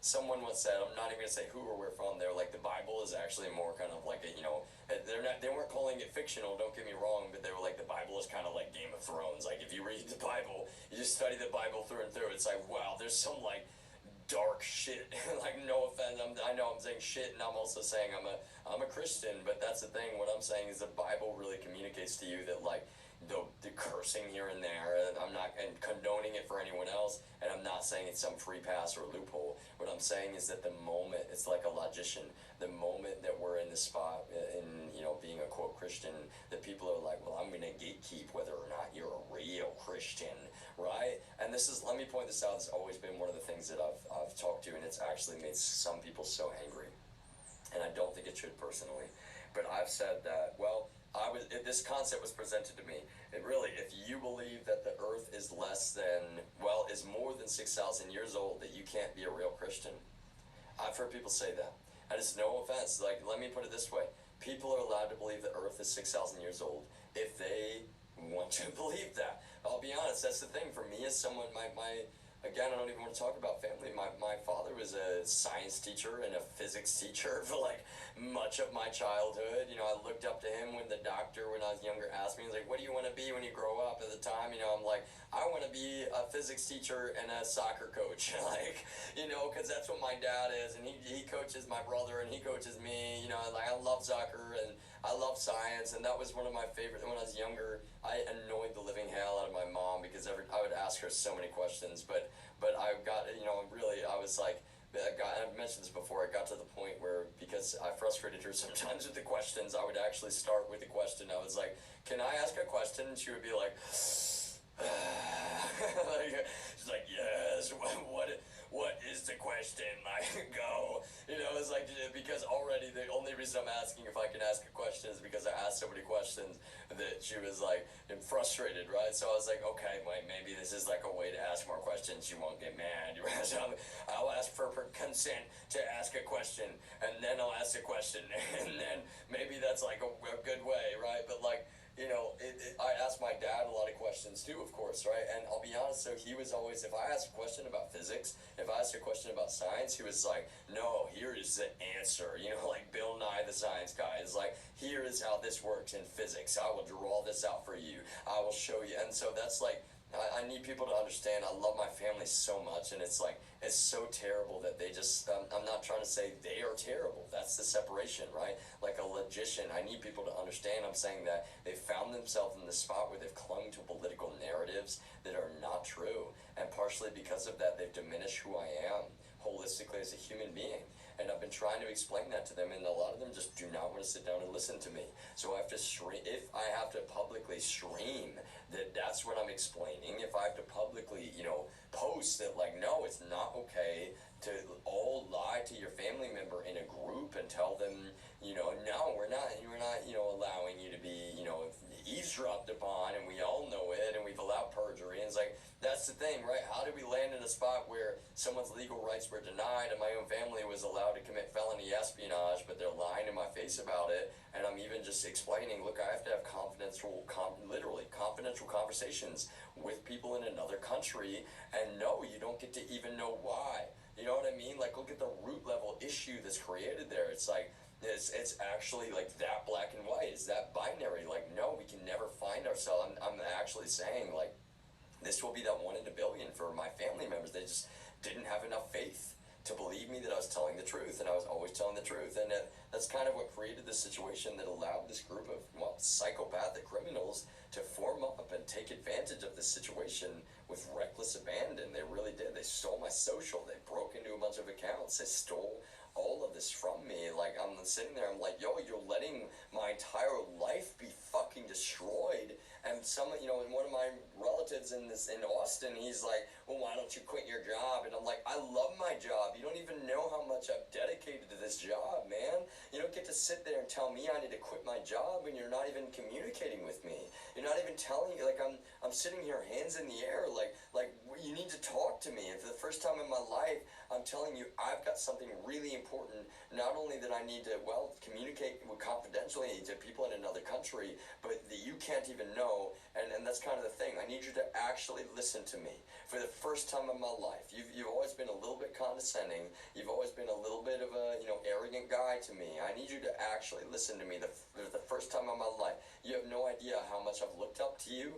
You have no idea how intently I've listened to you when you're talking to me about, you know, he spent, you know, time in other, like in China, for example, right? And that's the thing in this, it's so complicated. Like geopolitics even is kind of relevant because, like, well, that's what I can't really talk about, right? Because, you know, a lot of what I needed to communicate had to do just with the fact that I worked for another company, and, well, and I don't even want to say where, but kind of where you're at, which I know I just did, right? It's like, and that's what's so difficult for me, is like, I'm kind of not supposed to talk about it, but I've been illegally muzzled, and like, I'm on the autism spectrum, so I'm like, every conversation I go into, it's like with my mom, it's like, if you don't want me to ask a question, then I won't ask, because I don't want you to be mad at me.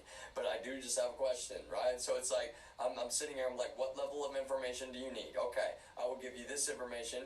Like I'm not a robot, right? But it's like, look how conscious I can be of all of that, and people just like wouldn't even let me, well, tell the truth in a context of like, no, we need you to be this lie that was painted about you. And then there's hints of like, we're settling a debate, but you're not allowed to, you were settling a debate about you as a human being, but you're not even allowed to know what the debate is about. You're not even allowed to participate in the debate, and we're going to commit relentless felony crime trying to prevent you from even speaking for yourself. It's like, okay, if you do that to me, you will get me at the point where like I'm filming myself on multiple cameras, recording myself on multiple microphones, using every single bit of technical skill that I have, making a portfolio of something that I was already designing before to explain to the whole world that no, this can never happen again. I'm serious. We can never allow this to happen again because I've told the truth from the beginning and I've stood by the truth. And right now, for example, I love my grandmother so much, but she doesn't understand what's going on. She doesn't know what streaming is. She doesn't know what podcasting really is. I've been telling her, it's like, I'm broadcasting to like the world, right? I'm trying to explain to her how big of a deal this is, that I'm at this point where it's like, you guys are kind of not really, but you're lying. I've actually even openly said, is like, you're lying to me as a group, and I need you to not do that. I need you to actually communicate with me. I need you to actually tell me, like, you really, like, you got to believe me, because I'm not asking you to believe me at this point. I'm letting you know, like, for example, I was accused of doing something that data irrefutably asserts I did not do. But see, that being said, if I investigate myself and I find that, well, folks in the state of Texas, some of them in the government, for example, they're aware, speaking of consciousness, they're aware that the data irrefutably asserts my innocence. Well, what kind of position does that put my family in, right? Because I'll be honest, they're all Republicans. They're all, besides my one sibling who, that's what's so complicated. He was not listening to me, and he was not understanding really the real, influence that these men at my job in Austin had, and then the gravity of the kind of company that we worked at. And that's what was so complicated for me. I'm like, man, you got to understand this is a good company. And I really, when this company bought us, I was like, wow, I really hope I have a future with this company, because I believe in this company. Like, and I'm the kind of person that, like, I go research a company, you know what I mean? Like, I go, like, and not in a weird way, right? In a good way. Like, I just want to know what y'all are about, your values. I want to understand, how you're thinking. Hello. All right. Did you need something? I can help you out? Okay. I'm broadcasting. Yeah, I'm just talking to some folks on the internet right now, but love you. See, and that's the thing, I really do. I love her so much. This has been the hardest thing in the world for me, because to be honest with you, I really did. I came up here for a safe house, because I was being muzzled in Texas. I've got that image of a puppy dog with a muzzle on his face, because I'm a puppy dog. Like, I love trees, I love flowers, not trees like, quote drugs, is what every word that I say, in a way, they're like, I say they, and it's not mental illness. Like, I'll be honest, that's the thing that's come to my attention. Like, it's such a one-dimensional perspective can be forced when, well, to be honest, like, someone like DEA, they have all the intelligence in the world to know that I'm not a criminal, I'm not a drug dealer, I'm not a drug trafficker, I'm not a bad guy. And honestly, some of them, they'll turn around, they'll take that surveillance apparatus and they will try to obfuscate. They'll use it to try to lie. They'll use it to try to, well, torture someone with surveillance, lie to their face about it, and create a fraudulent image about them. And that's what I'm like, family, my actual relatives, I don't want you, I don't want to offend you, but I'm just letting you know, like, I never for a moment had anything against them, but they have everything in the world against me, to an extent that I do not understand, and nor could I ever. I'm really bizarrely confused about how much some of these people hate me. Like, they hate me so much, they're not even able to control it, and I never wanted to say that, you know what I mean? But, like, they've just kind of gone out of their way to prove that, like, over and over and over and over again. And again, I did not ever want to say that. I really did not, but that's what will get me. It's like, wow, nobody's giving me any information. Everybody's lying to me. And like I'm really, that's the thing. Speaking of this tool, Pegasus, part of the reason I'm covering is, like, it can be real torture. And I'm not saying, like, in my case, I'm not saying it can be. I mean, just, they wired that up to a social media service, Discord. And that's where I was just saying from the beginning. It's like, they're throwing it in my face that they're doing that. Like, we can't sit around, I really appreciate that. I mean it.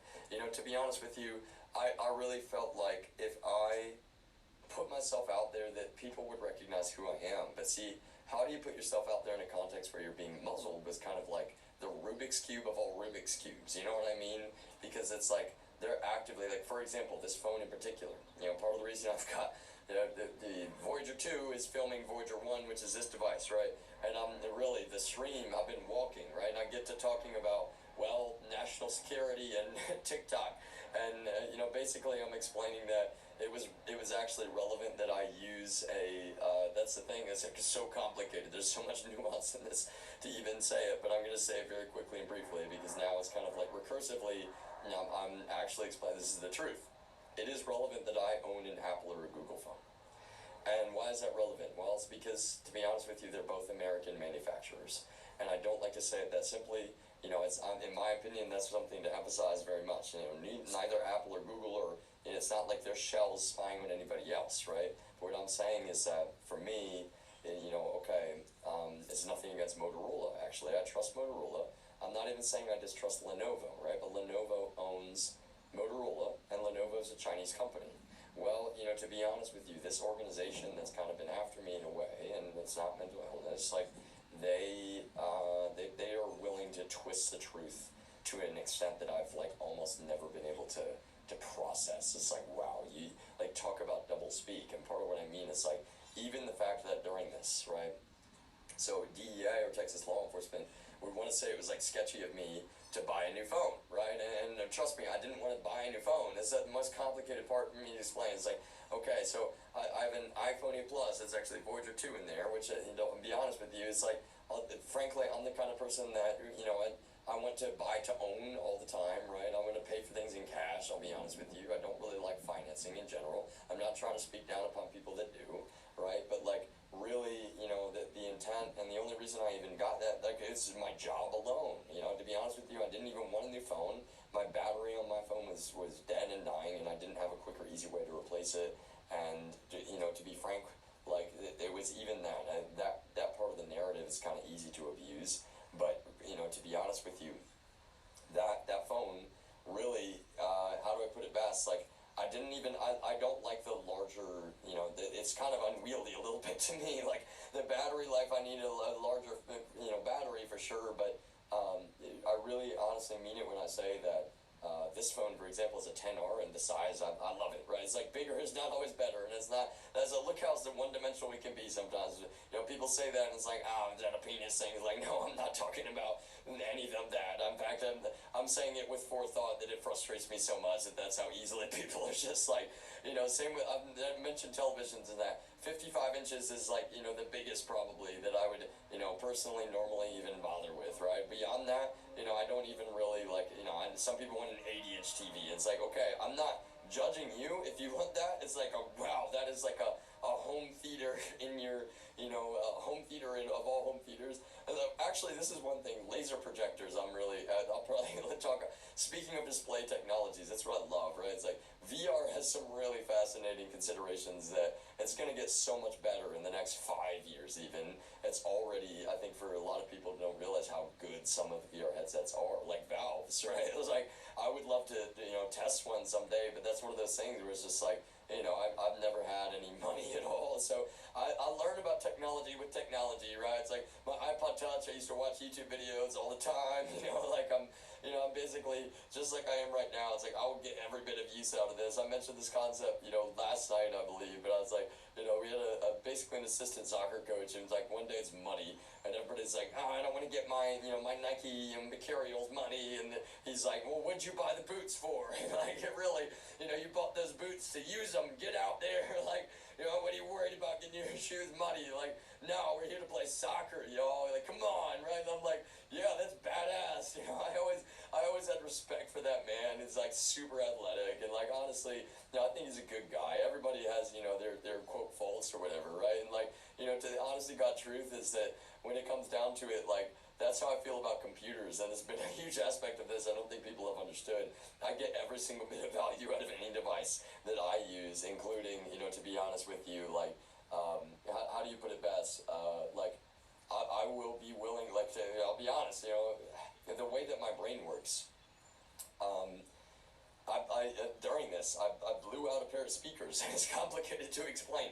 I wasn't trying to be loud, certainly not to be obnoxious to anyone, but I value my technology so much. Trust me, it was like, wow, this really kind of hurts to do this, but in this context, like, this has to happen. It's like really kind of a strange thing to explain, but it does kind of have to do with, like the term SIGINT. They're streaming to this Discord server, right? And so I'm like, literally, that's kind of the thing. These people kind of don't. My brain, the way it works, music is a really easy to identify, metric in a way about data, right? And so if they're streaming to a Discord server, I'm like, okay, well, what I'm going to do is I'm going to blast music really loud, like, while these people are committing felony espionage, and I'm going to spike the volume, like, down and up, down and up, down and up, right? And why am I doing that? Well, I'm actually kind of proving to them that I know they're listening on one hand. I'm doing it in the middle of meetings where I know they're still doing this, right? And that's the thing, they were so careless, like, they've got multiple Discord, instances pulled up during our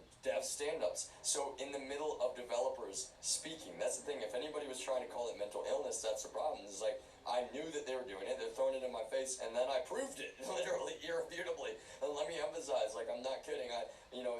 We all use different microphones, right? Like, I've got a Blue Yeti and a Rode in there, and both are actually like the most USB affordable option that you can find, right, on Amazon. And that's, I mean it. Like, I research every purchase. I didn't actually mean to end up with two microphones, right? Because I got the Blue Yeti first, and then I was doing some testing. I was like, wow, it's just a little bit. It's still a good mic. Don't get me wrong. But I was really like, okay, I'm doing vocals, right? I knew I was kind of like starting to sing, and the Rode just has a little bit more when you're like talking about the range of what it can capture, right? And that is how I think about it. It's not like I want a fancier thing. It's like, no, it's about the data, right? I want to make sure I can get my, my recordings, in a way that's good. And then this was the thing that's really important. In either case, I was going to use it for my job, both of them, right? And that's the thing for me. Though any piece of technology, it's like, wow, multi-use. I can use this for, calls, I can use this for podcasts, I can use this for music, and that was the whole thing, right? Once I ended up with two, I was kind of like, okay, I didn't want to spend the money on two at all, but I'm really wanting to do podcasts. I want to be able to invite people. That's kind of the worst part about this. Look at this now, it's like a one-way mirror, and I really do appreciate your company, Punchy, because honestly, like, anybody, I've been explaining, it's like it's a one-way mirror, but I kind of just need to put this on the permanent record right now because, well, I've been like cast out of my own family, cast out of society.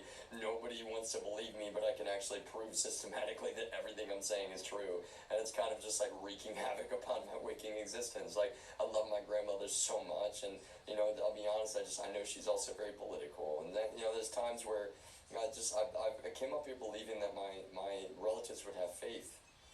And, frankly, that's what's been so difficult, is that I really thought eventually they would have faith. And I think even someday, of course, I'm holding on to hope that, well, that's the thing. I always knew that this was going to be cleared up no matter what. And let me emphasize, when I'm spiking that volume, right, I'm picking specific songs that I know, like, first of all, there's some symbolism in the songs that I'm picking.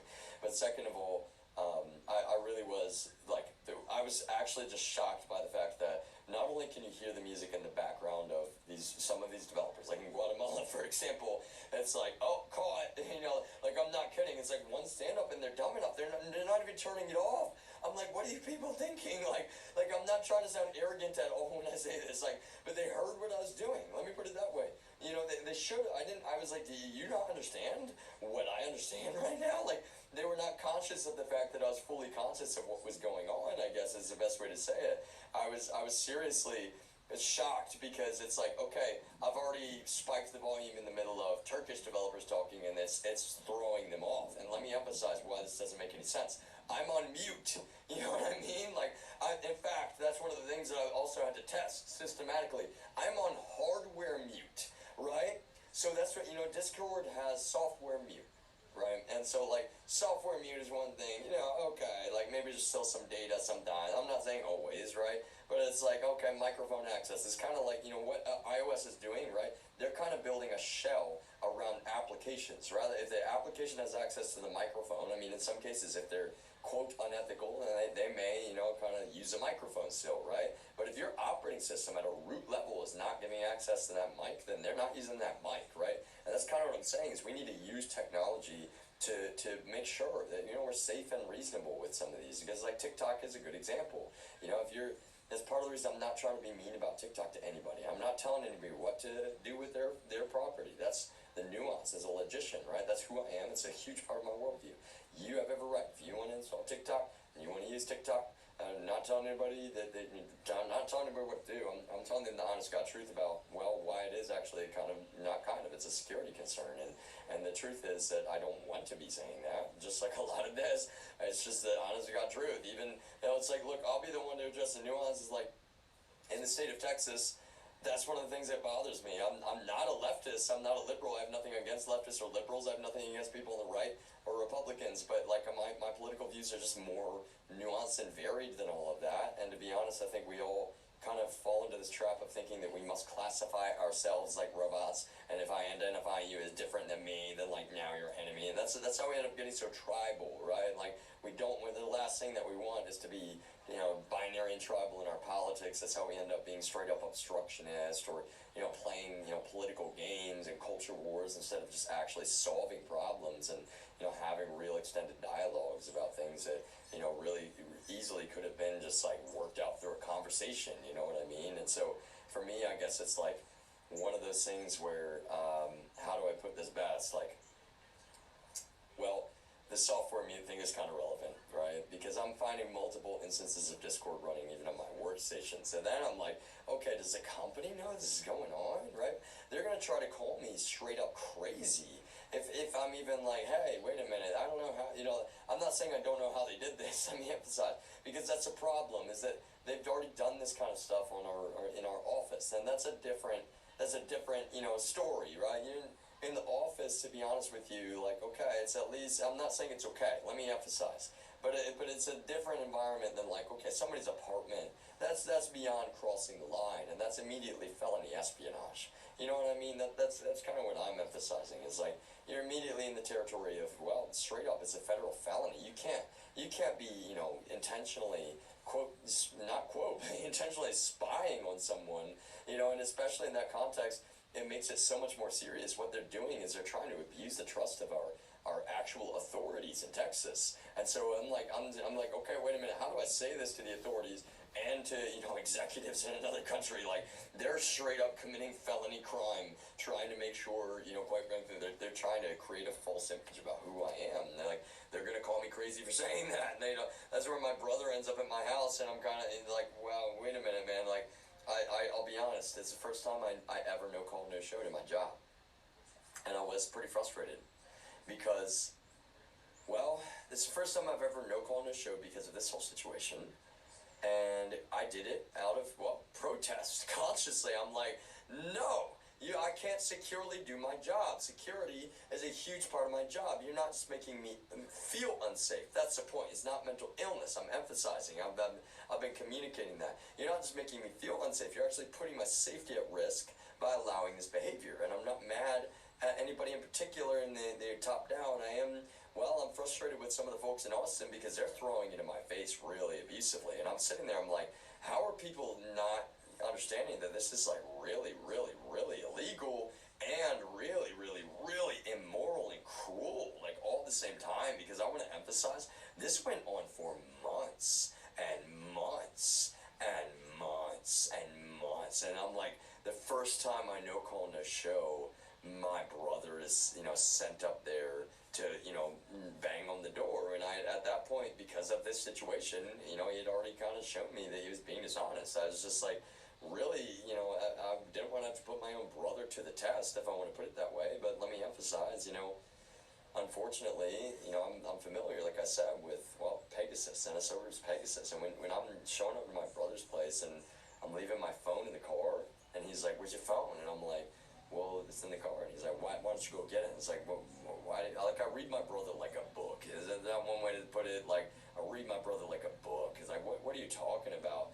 Why do I need to go get my phone for you, man? Are you kidding me? You need my phone to be right here, so what? So, and that's the thing, right? I'm already putting coworkers to the test with this shit, right? I'm using, you know, actual intelligence techniques in a way that's like, and I'm not that I don't, you know, that's what's complicated. I'm not, you know, a vet. I don't have any, you know, clearance. I don't have any access, you know, to anything. Like, but I'm sitting there like kind of explaining like, you know, this is absolutely objectively unacceptable, yo, and I can prove that myself. But then see, my brother is like clearly like, are you working with these criminals, right? And it's relevant in a way that the stepbrother of one of these managers, like, come over one day. He and my brother are like finishing up cigars, which I've always been telling my brother is like, yeah, you know, man, like I'm not, you know, judging you, but you should dial back on the cigars just a little bit, you know, like, and so I'm actually though, it's just like the most difficult Rubik's Cube in the world because I need people to understand that the law is being broken here, but the fact that I'm even expressing that they're going to try to use against me, and that's their intent. They're trying to say that I'm, quote, crazy, and I can prove that I'm telling the truth, literally. I have the technical ability very much to do that, right? So then I'm looking at logs, and I'm getting Windows logs, and I'm getting, you know, the local logs on my phone, and I'm like, wow, no, this is actually 100%. They're you know, they wired up, you know, NSO Group's Pegasus to the Discord app, right? And that's what's so bizarre is I'm getting out of Discord calls at times, and straight up, how do I put this best? Like, I'm actually the you know, the recording ribbon in iOS is actually not going away. You know, and like that's not it's kind of like the new one is more like a dot, right, in updated iOS. I'm like, that's not just not normal, that's you know, kind of objectively, you know, a sign, and I don't mean like a sign, you know, like a magical sign. I mean, like, well, that's not how it should ever be behaving, quite frankly, and that's probably what was complicated to me from the beginning. But I think that one of the main things in all of this was just like, okay, so I verified, you know, there's developers in Guatemala committing felony espionage. There's developers in Austin. Well, you know, yes, actually, there's a developer in Austin, and managers and other coworkers and all. Like, why, if I'm able to publicly explain this to even the Austin Police Department, like, how are we not going to address that situation? I've been denied my, you know, if they're trying to act like this is legal, well, that's the thing. I don't even know if the authorities know what they're doing, quite frankly. And that's the thing, is that, you know, for me to be denied the opportunity to even speak for myself, it appears, and of course, but look how terrible that is. I say it appears, is like no one is even giving me the opportunity to address why this is happening, which is so fucking psychotic. I don't know how else to say it. Like, that is straight up fucking psychotic. I really, genuinely, like, you know, I gotta take a break there just for like 2 minutes, because, you know, it actually, it's really so fucking scarring to do that for so long and just like not even allow somebody, you know, the pause button on that shit, you know, it's so abusive.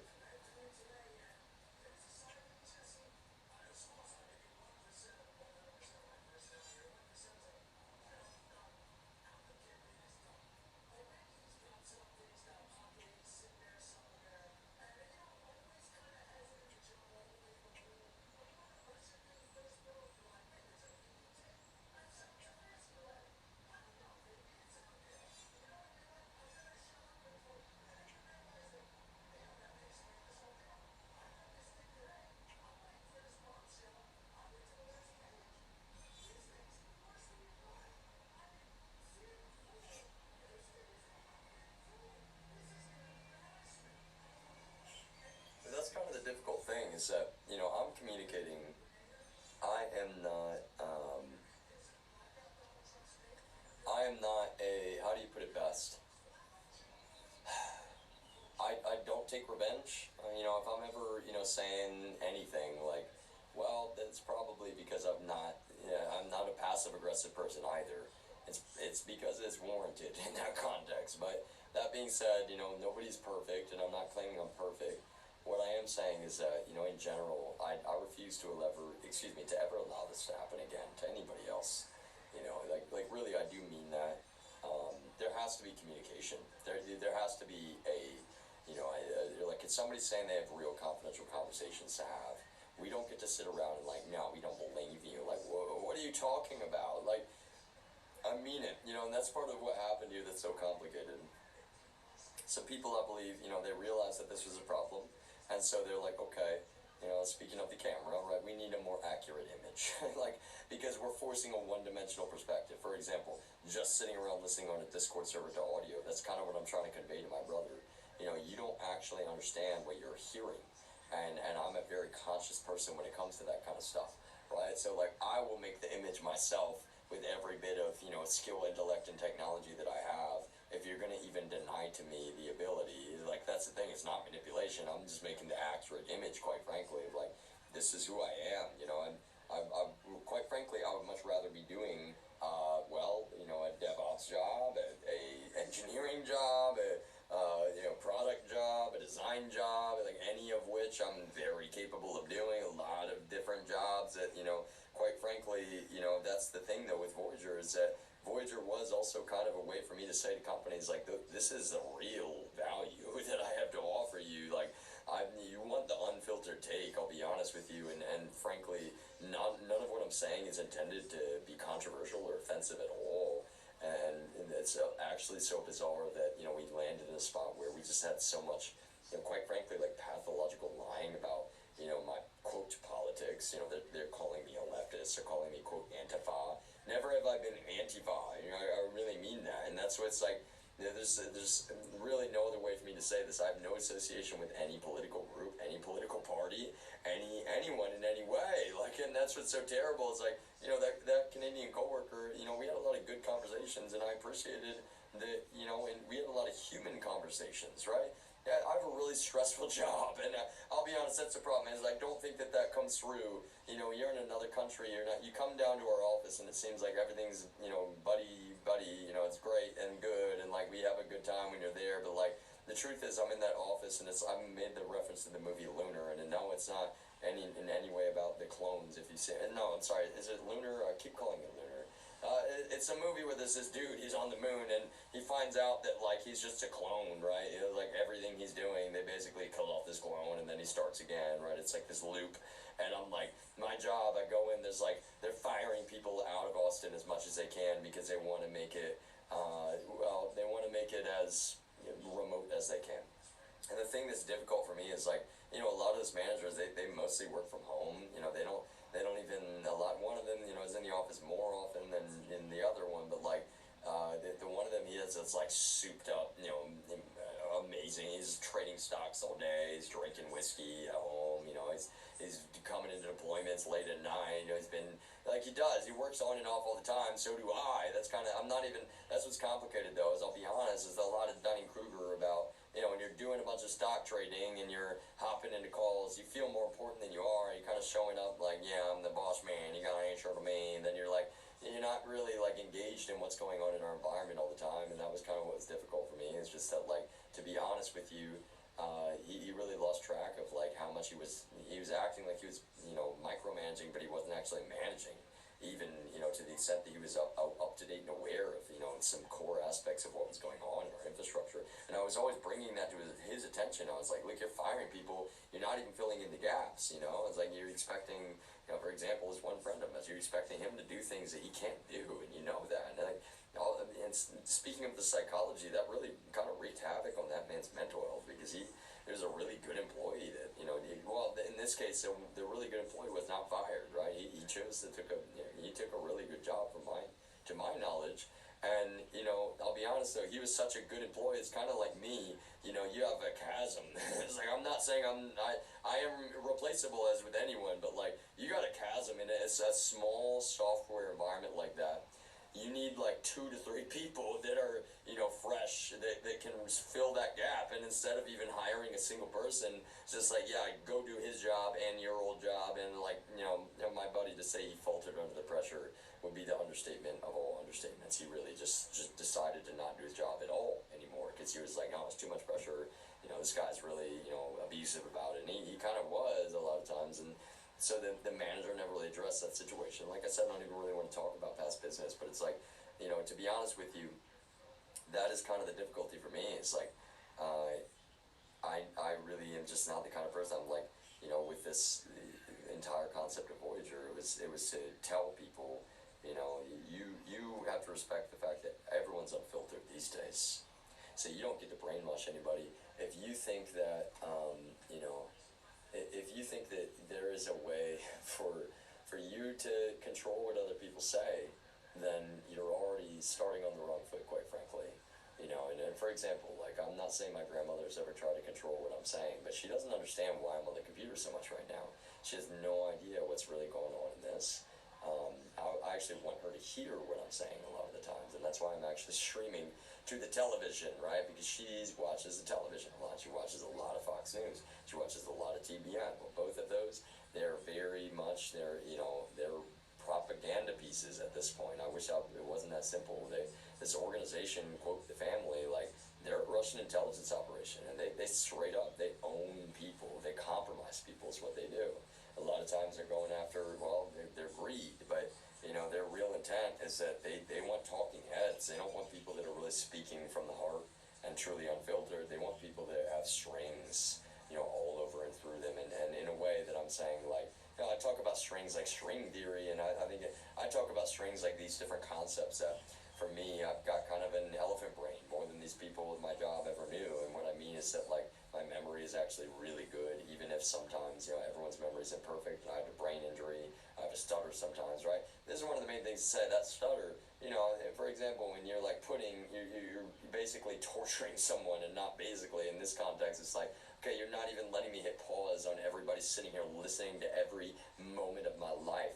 Talk about pressure, like, that's not just pressure, that's torture eventually, right? And that's exactly what this 24-hour live stream is about now, is it's flipping that upside down. You're gonna torture me relentlessly, in secret, covertly, then okay, I'm broadcasting to the world, and I mean it, right? It's kind of like when some other people noticed and tried to do the right thing here, I believe. Well, even that, I still have not received any actual feedback or communication that's, enough for me with my own family. Is just still kind of like clinging to political narrative. So, okay, well, that context being created, I'm really appreciative of anyone and everyone that helped out there. I really do mean that. But it puts me in a spot where, okay, I'm going to stream myself. Like, there's been a lot of comments like, well, acting like, a movie being made or things like that. And that's what I'm saying, is that, like, it gets really psychotic when there's, like, oh, hey, both, you've got two realities that people are living in, quite frankly. Some people think that but they're trying to perpetuate. I'll be honest, this is so terrible. Like, people at my job, they knew better than anyone that I'm not schizophrenic, especially given, like, the way I worked for them for years and years and years. That's kind of the main thing to say. But they're wanting everyone else to believe that I am, right? So they're being super defamatory towards me, quite frankly. And then, like, not just defamatory, I know that they were all set down because of some of the things they were saying on the internet about me, right? They broke into my private property, stole, music and recordings, and, a lot of those recordings with alien voices, for example, like, I'm not hiding anything. It's like, this is, like, almost kind of, one of them is, like, more of, like, the Stitch voice, but then one of them was a new, like, is that similar? Like, it's similar-ish, but, like, it's kind of its own thing, right? And that was, like, a certain, species of alien in this, like, larger, alien collective or whatever. And in no way am I obsessed with aliens. In fact, that's the thing that's frustrating to me, is they're like, oh, yeah, he's a fucking shit show. And, like, again, just to emphasize, crimes committed on my network, the accusations of being schizo. I was like, if you go look up, and I wasn't even a whistleblower. That's what sucks. I communicated confidentially. A whistleblower would have taken all of the data and information that I had and turned around and gone straight to the internet. They were not going to go to an HR department. That's the opposite of what a whistleblower does. Really, you know what I mean? It's like a whistleblower is like, no, I'm going to go public, and really, it's like, that's what's so frustrating to me, is that they wanted to accuse me of being, like, oh, he's like a snout, and it's like, I'm it's such a nuanced thing in a way. For me to ever even bring up Snowden's name, because, the honest to God truth is that in this context, it's like the total opposite. Like, I go internally, I confidentially communicate. I'm like, hey, I'm not telling anybody how this should be responded to or what should be done. I'm just saying, it's like, this is information. It's going to be a long dialogue because I've got a lot that needs to be communicated, but I'm saying at the beginning, these are some really deep problems that actually have to be communicated. And, it's a little bit like, that's what, I'm trying to communicate. It's like, I'm not trying to be controversial, but, to be honest with you, like, this is some really serious problems, some of this, right? It's like, I'm a professional, it's not a CYA, but to be honest with you, like, time and time again, I'm going to these managers, and they're just like, no, dismissed, no, we don't believe you, like, we don't, or not even just we don't believe you, I'll be honest, that's what's so dumb. In fact, looking back, some of those times when I went to them, it's like they knew. It's like they knew, and that's what sucks for me. It's just like, with more information, all that, that retroactively, like I do have an elephant brain, right? As I'm poring over conversations we had and the reactions to things that I said, and I'm serious. I'm not a robot, right? And this is also the double-edged sword or dichotomy here, right? I wrote that song like, I can feel your mind, I can feel your mind when you stop to take the time. Like, I'm not even just trying to sing it super well there, right? But I'm just saying that song was just written because it rhymes in a way, right? Like, I'm a fucking Frankenstein if you want. This is about alliteration, okay? Like, oh, well, that fits the melody. That's all that it was. And then they're like, oh, yeah, you think you're a fucking mind reader. And, like, so many people in real life to me who, they're not even technically supposed to have ever heard this. I've never published it myself. And they're like, oh, yeah, put him to the test. I can't even really read my mind. It's like, no, I cannot. I'm a man on the autism spectrum, okay? The way that our brains work is like, technically, we do. That's part of the thing with sensory overload, It's like a large crowd of people. It's not even that I have social anxiety. It's just that, like, yeah, I mean, occasionally you gotta understand. You're like overwhelming a person, like especially in your, in their apartments. Like that's their, especially being on the autism spectrum, right? That's your place of safety. That's your place where you really feel like you actually have, your peace. And in a way, that's kind of the whole thing that's so frustrating about. Like, I care so much, probably more than anyone you'll ever find, about minding people's privacy and their security and their safety. I would give up not that I want to, let me emphasize, but I'm not kidding. If it, talk about iRobot, like if it really was a horrible situation, I would give up my life, to save someone else. And yet I'm treated like, I'm the most despicable human being on the planet Earth by these people who,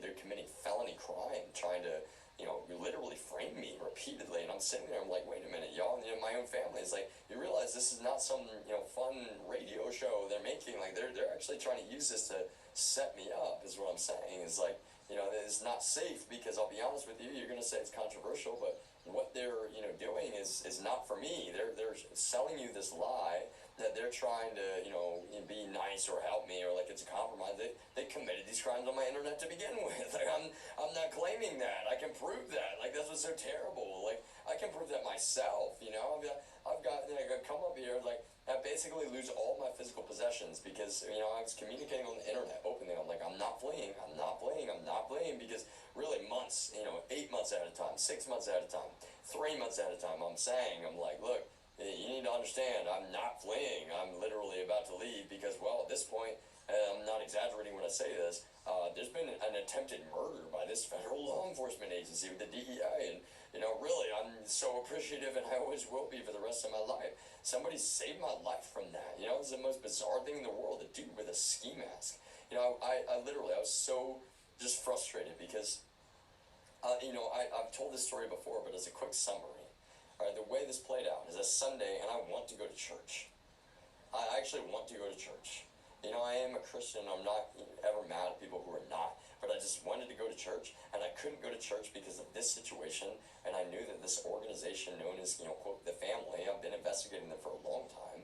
I know that this church is owned by them, and that they're the ones involved in doing this, and that, quite frankly, part of the reason they're trying to do this is because they know, they're like, nobody squeals about the family, and I'm like, well, to be honest with you, this is part of the problem. I'm seeing that root level logic spread by Doug Coe, and the way he was speaking about that. I'm reading, sometimes just basic web pages like the Britannica page, and I'm like, wait a minute, he's bringing up Adolf Hitler and Vladimir Lenin and Mao Zedong. Like, these are communists. Like, he's straight up telling them that they need to keep this organization invisible, like, well, the mafia, and then they're calling it the Christian mafia, and then they're saying that they should need to be like the gangs in Los Angeles. Like, you have to, well, and again, like Nazism, they're saying that you need to put this above your own family, before your own family members, right? Like, your own genetic relatives. And, like, I'm seeing that that's an issue personally, and also when I'm seeing Vladimir Lenin's name, and then I'm like, okay, Vladimir Putin is known to be this propagandist, puppet master, and he really did. He committed acts of terrorism to, get into power in the first place, and he was wanting to take advantage of this fear and confusion among, his people. So it's like I'm putting all these pieces together, and it's like it takes time, but I'm like, wait a minute, the family is a Russian intelligence operation. Like, they're actually straight up, like this is a Russian intelligence operation. They're using this to, to own people in the United States, and like that's how warfare has changed over the years. It's like, you know, they really do. And talk about the Americans, if you see that show, they plant people in the US, and really they make them as authentic as, you know, nobody can tell, you know, on the outside. But like it, you know, I'll be honest, you can definitely tell if you know what to look for and you look in the right places. Quite frankly, there's a lot of subtleties to it, but it's not mental illness, it's not made up. And so that's what's difficult for me. It's like I'm knowledgeable about, you know, a lot of the concepts, and I'm not saying I'm perfectly knowledgeable, but, you know, I had some people that recommended blogs to me about, you know, like hacker spaces and how these groups work. And I'm, you know, one of the coworkers that's doing these crimes in our, you know, environment, really the ringleader in a way, like the one that fled Argentina to Poland, he's mentioning Russia. He's always like, yeah, people always think it's the Russians.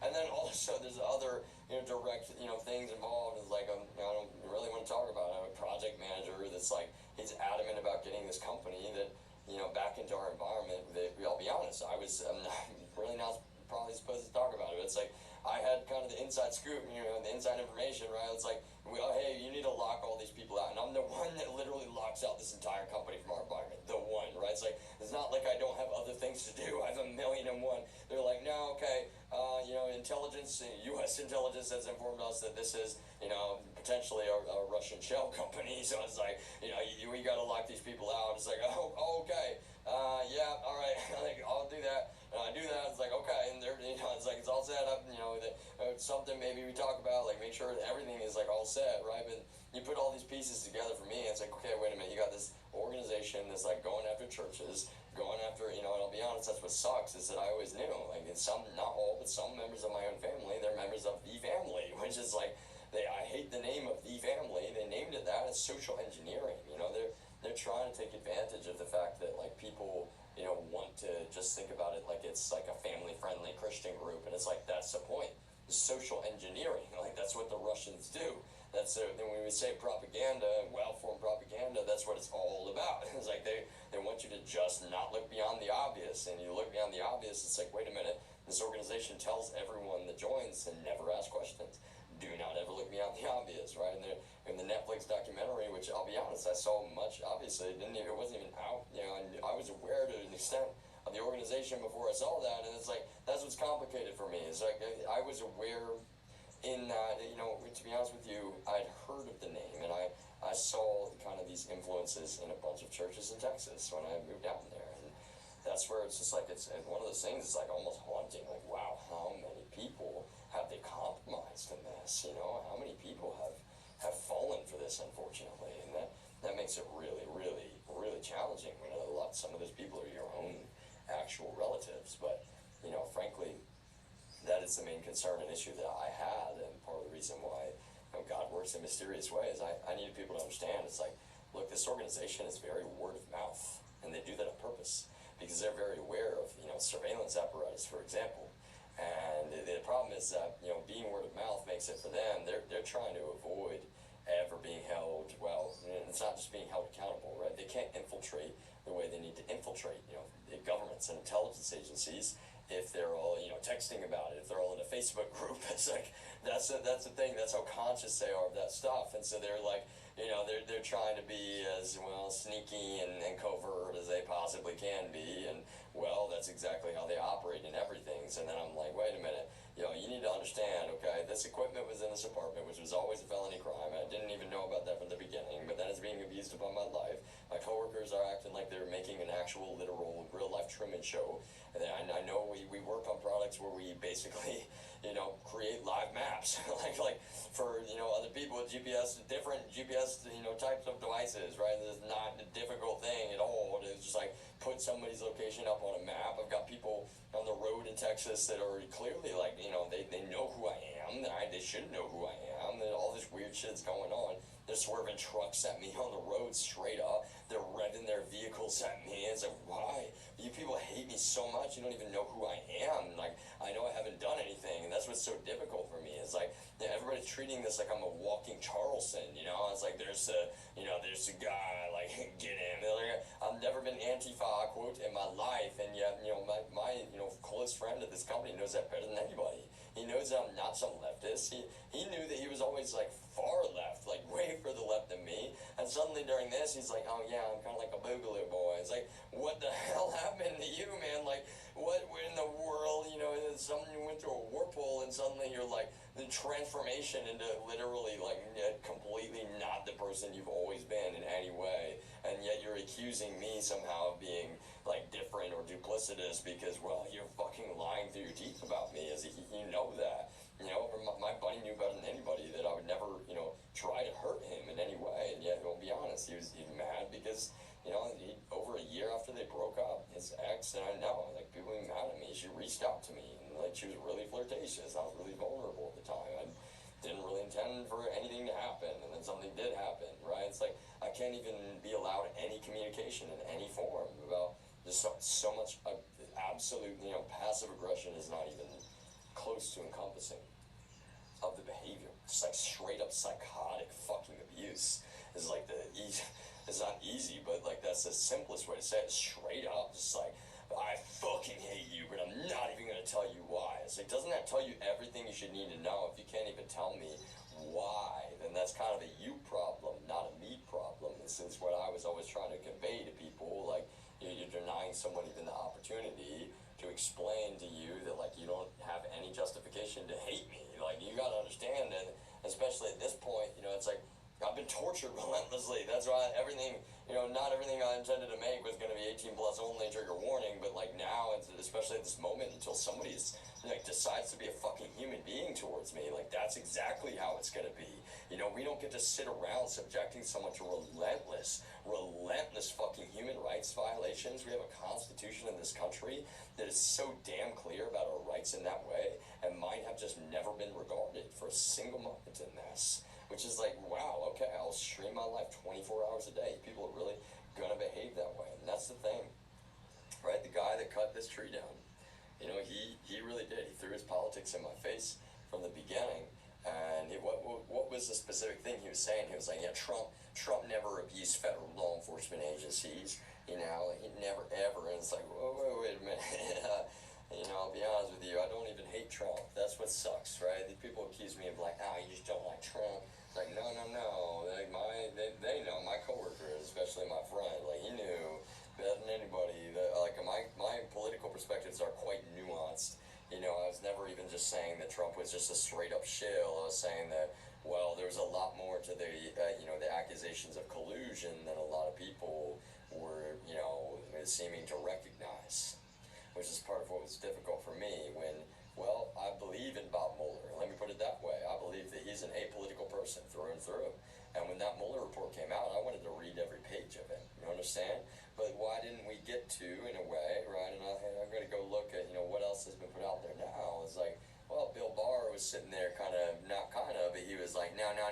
You know what I'm saying? Like, he was like, no. You know, we don't, nobody needs to read this. Right? It's like, okay, wait a minute. If the report is so expunging of Trump and any collusion, why are we kind of like censoring the report entirely? You know what I mean? Like, doesn't that, I don't know, I was a little bit confused about everyone's reaction. Like, nobody seems to care about that, but like, I do, given the context that I have, and I know a lot of you don't. It's like, I'm not trying to be mean at all, you know what I mean? Like, that was part of what was really strange for me, is just like really across the board, you know, being like such a patient, you know, calm person in that way, and then to be honest with you, it's just like, I don't know.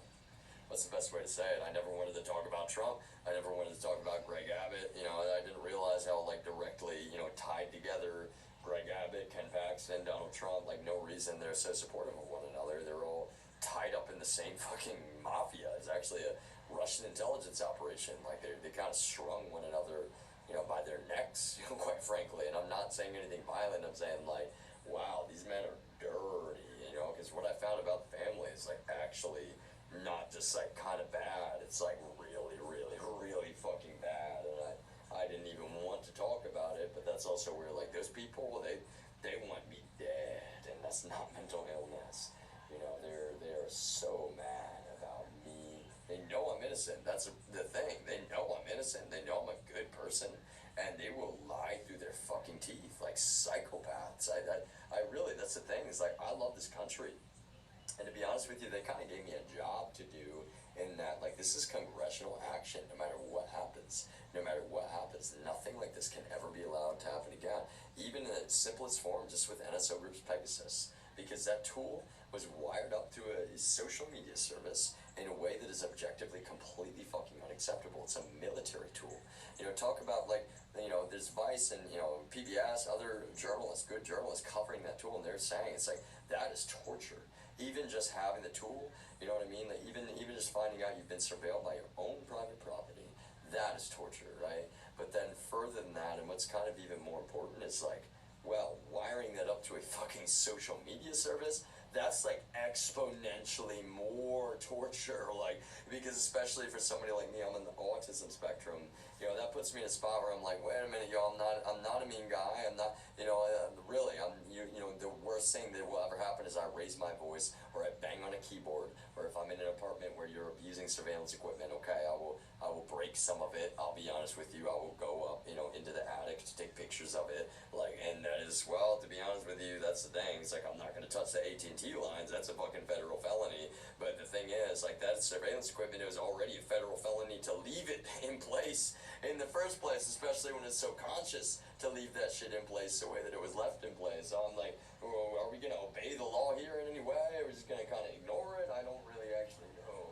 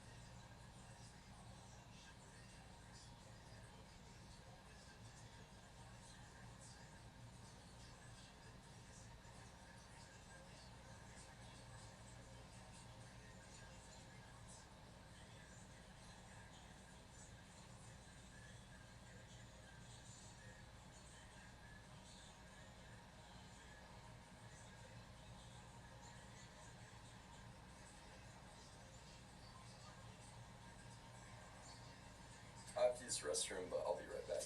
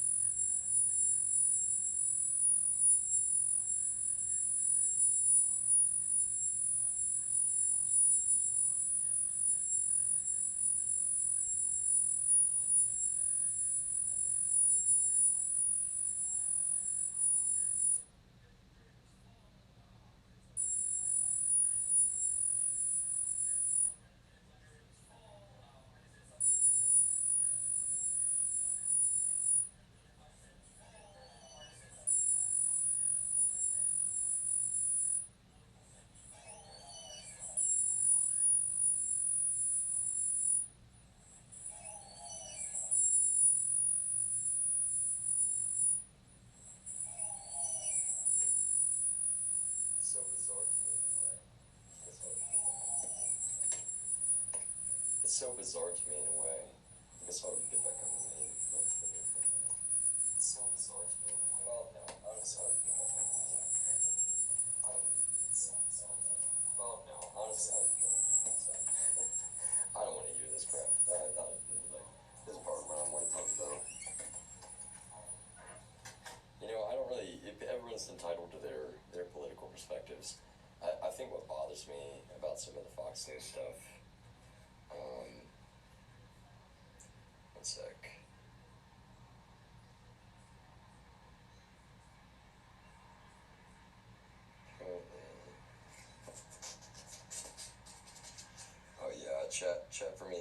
so I'm sorry if you're still there, Punchy. Yeah, that's the thing on this phone. I have zero. I don't just have no confidence that I can still hear this going through. Voyager 0 at least. I can still hear this going through. Voyager 0 at least. I can still hear this going through. Voyager 0 at least.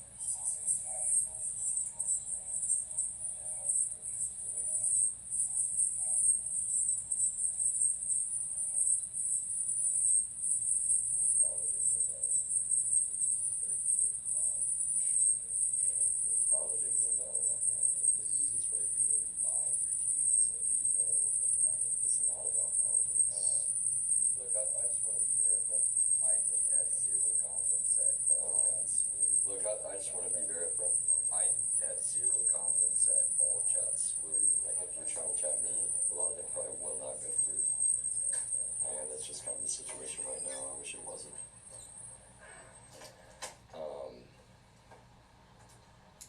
Honestly, it does in some ways. I'm not ever happy to hear, in a way, about somebody being arrested, but Donald Trump should be arrested. You gotta say it that plainly. Donald Trump should be under arrest. The man is more than kind of a criminal. And that's kind of what gets me, is these people will sit on TV and they're like, oh, I think that it's just political. Like, from my my true story, it's like, wow, you don't just fall on deaf ears. You fall on ears that are listening very intently to how you speak, and that's what I want to remind all of those people of right now. You don't fall on deaf ears at all. You've never had deaf ears here.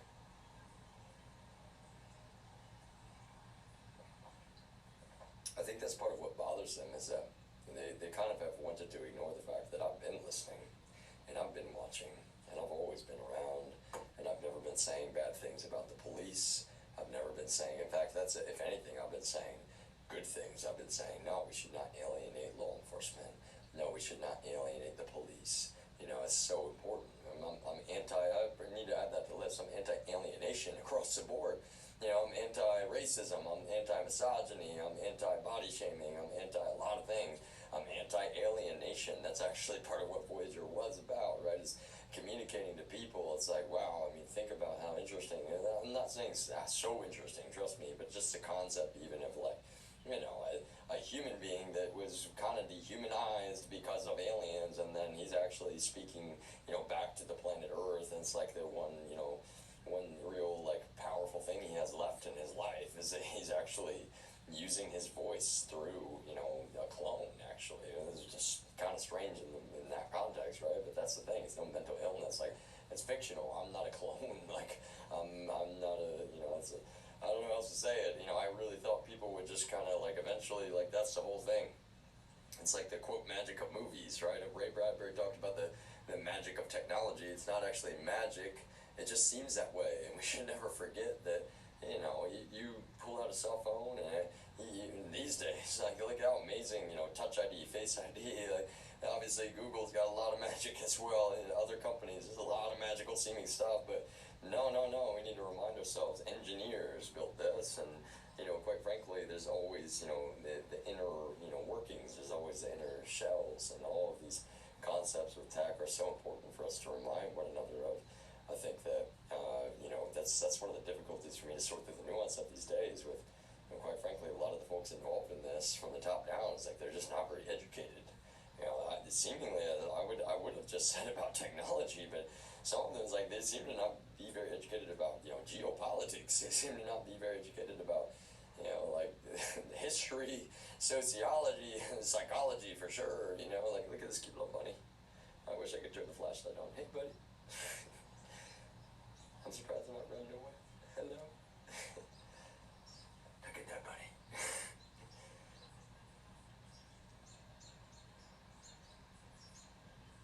I'm not gonna chase after it. I'm not gonna chase no rabbits. And speaking of, Francisco is his first name. He's a criminal hacker. And really, it gets old. Because it's just kind of like, oh my God, I do. It's like I don't just need protection. That's the worst part in Texas when this is playing out the way it is. It's like, man, I don't even want to own a gun. It's like, trust me, I'm not wanting to get one anytime soon. Really, it's safer where I'm at right now. But frankly, if anybody in this context, if somebody's gonna pull a gun on me the way this is going, my friend, he really had no right to be mad, if I'm being honest. And people were mad about me saying that, but he really didn't. It wasn't intentional. And to be honest with you, he was acting like he was still in love with this person that he wasn't. He wasn't in love with her at all. The way he treated her is kind of like a permanent assertion. He just was not in love with her. He was really cruel towards her, quite frankly. And he had been really cruel towards me at the exact same time. He's being cruel towards her. So I didn't, I wasn't even looking at like, oh, hey, you're being cruel to your girlfriend. Like, I didn't even know when they were going to break up. And I was always just completely, not involved in any way. Like, wanted to be worlds away when they were in an argument. So I was hearing, shouting matches from his room and that kind of stuff, which was so frequent. Really, like, it's part of what was difficult. Never did I, try to get with her in any way, shape, or form, right? It's like, I really genuinely was just like, really not understanding how anybody was approaching this entire narrative, because none of it held up for a moment, if I'm being honest. Like, none of it held up for a moment. It's kind of like what they'll say about Trump right now is like, now it's political. It's like, no, it's not political. You people know better than anybody it is not political.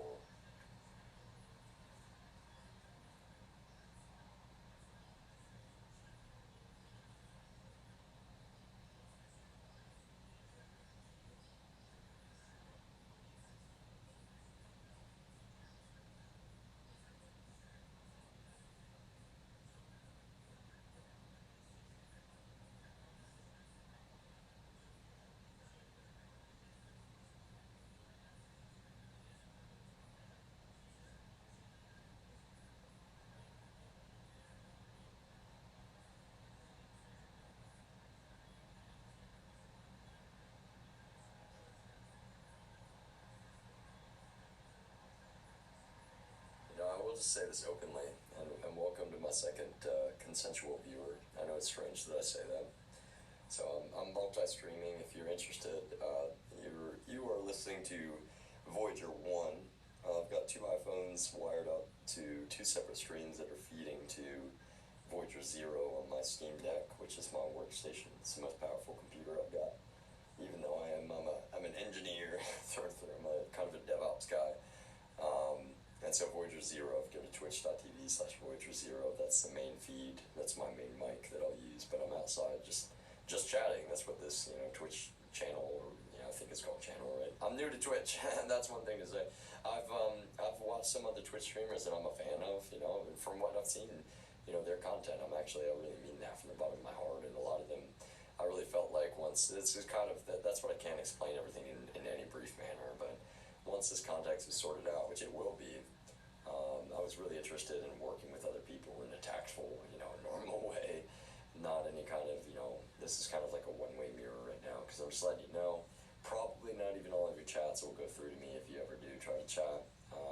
That's impossible for me to explain why, but I will say that, right now, I've just kind of got to stream and keep going, keep podcasting. I've got, if you're interested in any more context, my YouTube channel has a lot of content on it. Good place to start is Quick Summary 1.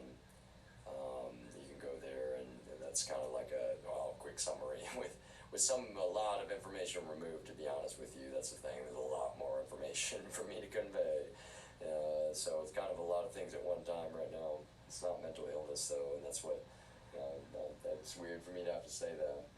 Frankly, that is part of the situation. There's been a lot of consciously false accusations of mental illness, and so I'm assuming control of the situation. I'm really putting my foot down now. I've gone from job to job to job where, I'll be honest, I've been really, really abused, and I wasn't really mad at anybody. I just was, frustrated, if I'm being honest, and I'm a really patient person, and so I've tried my best to be very patient, even though my voice has definitely gotten raised at times, and all of my content is rated mature, okay? It's 18 plus only, trigger warning. Right now, I'll be honest, there's plenty of educational content. It's not made for kids, but I mean, like, high schoolers, even if they, or anybody, again, it's not made for high schoolers. That's a thing, part of this context. I'm not a weirdo, I'm not a creep, but I'm somebody that will be giving educational lectures no matter what. Should those have the F word in them? Well, in my opinion, no, because that's the whole point of sharing information.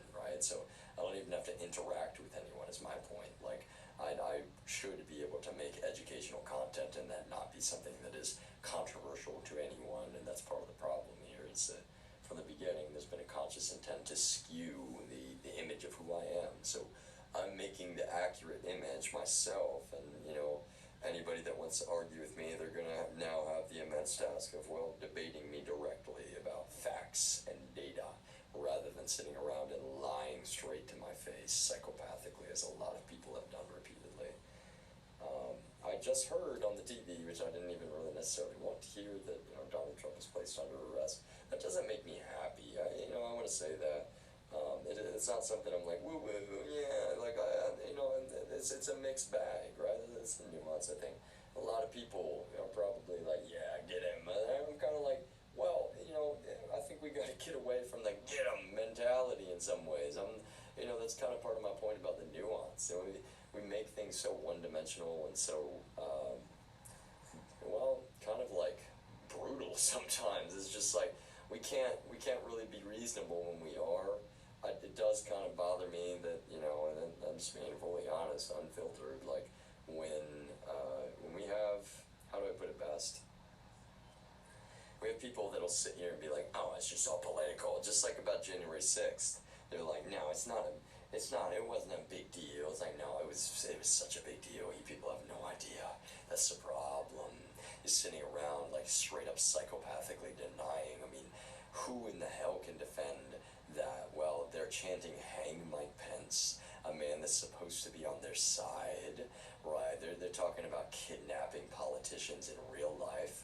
Like, who in the hell wants to sit and defend that? And yet people have defended that. And again, I point out how bizarre it is for CPAC in Texas to put on their marquee quote, I'm quoting them, "We are all domestic terrorists." Like, are you really? You're openly saying that, and you're acting like it's some kind of like trolling joke.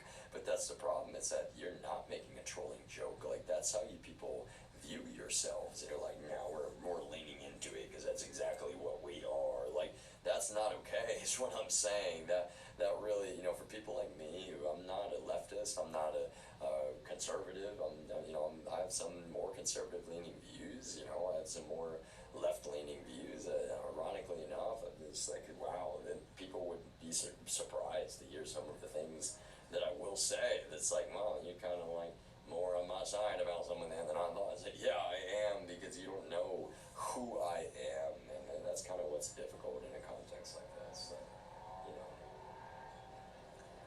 I really mean it. I didn't want things to have to be this way. If I have to go one-way mirror mode 24 hours a day, stream my life, because without consent my life has been streamed for so long, then that's exactly what I will literally do. No one can say that this was not forced, because it really, truly, it has been forced. That's what's so terrible about it. I'll be right back. I'm just going to get some more water.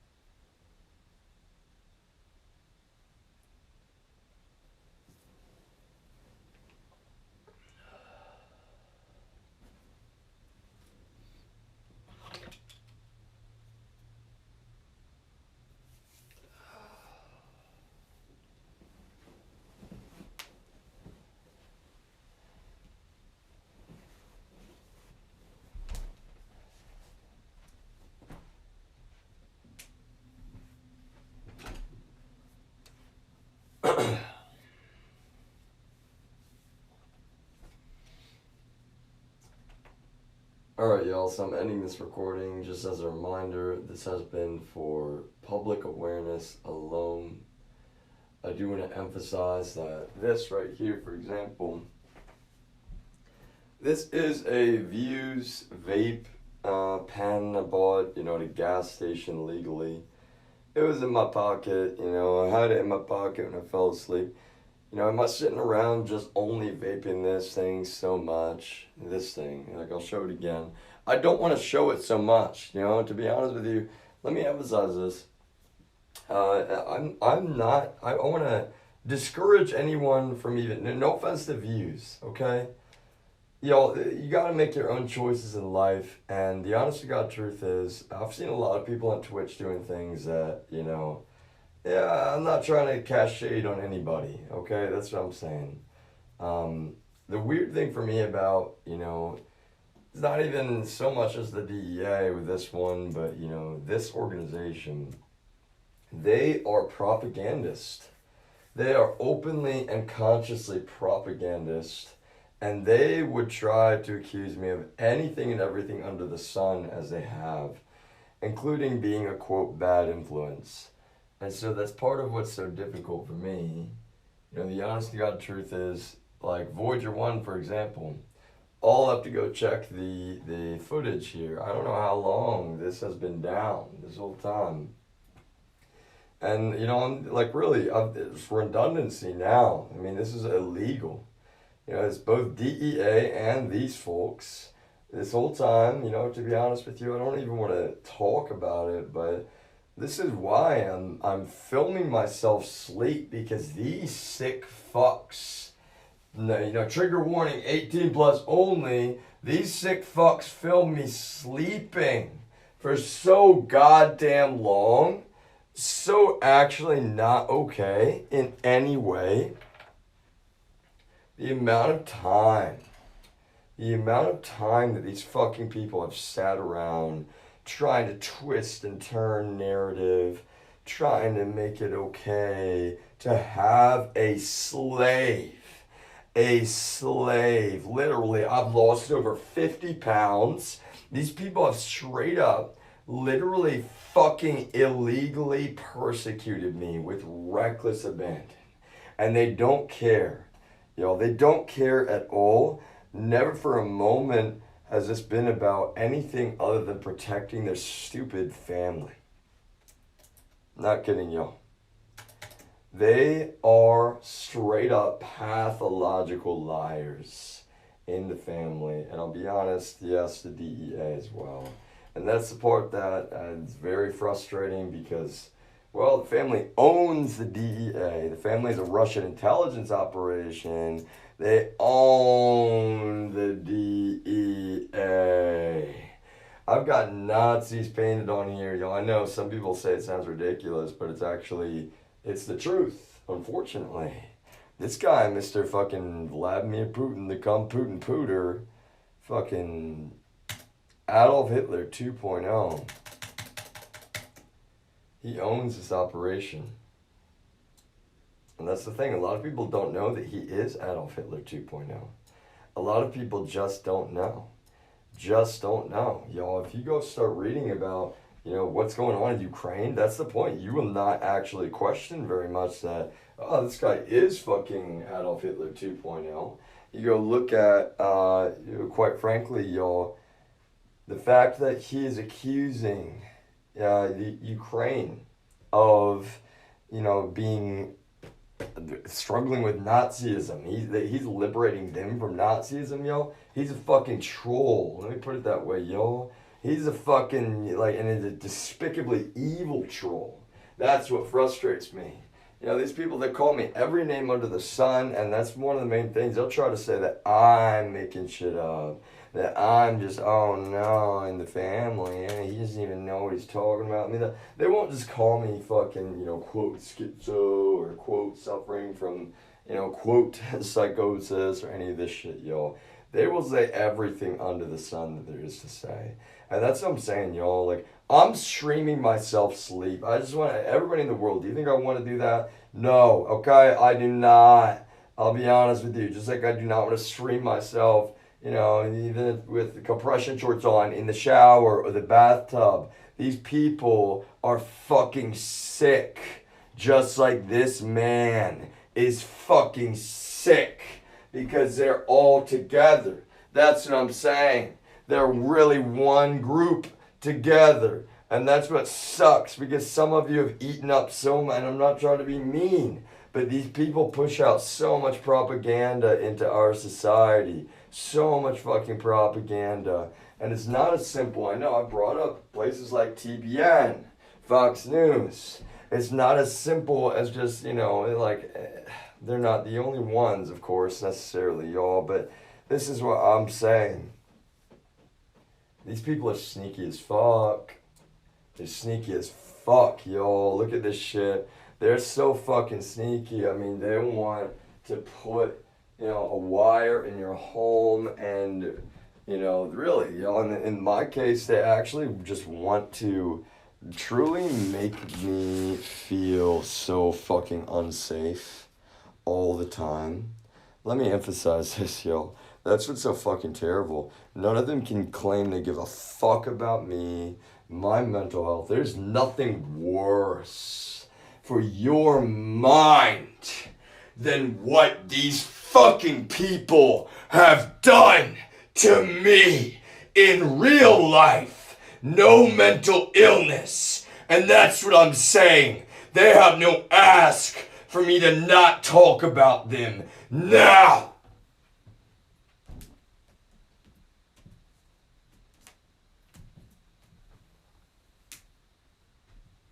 If I raise my voice, if I get angry, they'll try to use that against me. They'll try to say that I'm unstable, quote, just like DEA, just like fucking FSB and this piece of shit, yo. And wouldn't you know it, they're all strung up together. Oh, isn't that, well, not humorous, but they're strung out, yo. They're fucking addicted to their bullshit propaganda and their lies that they spread, calling good people like me bad people, doing everything under the sun that they can to convince all of you that I'm a bad person instead of just a decent person that I am. And that's what makes me so frustrated, y'all. They go up on stage and they pretend like they're good Christian people. These people actually are. Secretly, y'all, this group is so fucking evil. They're into all kinds of fucked up shit, y'all.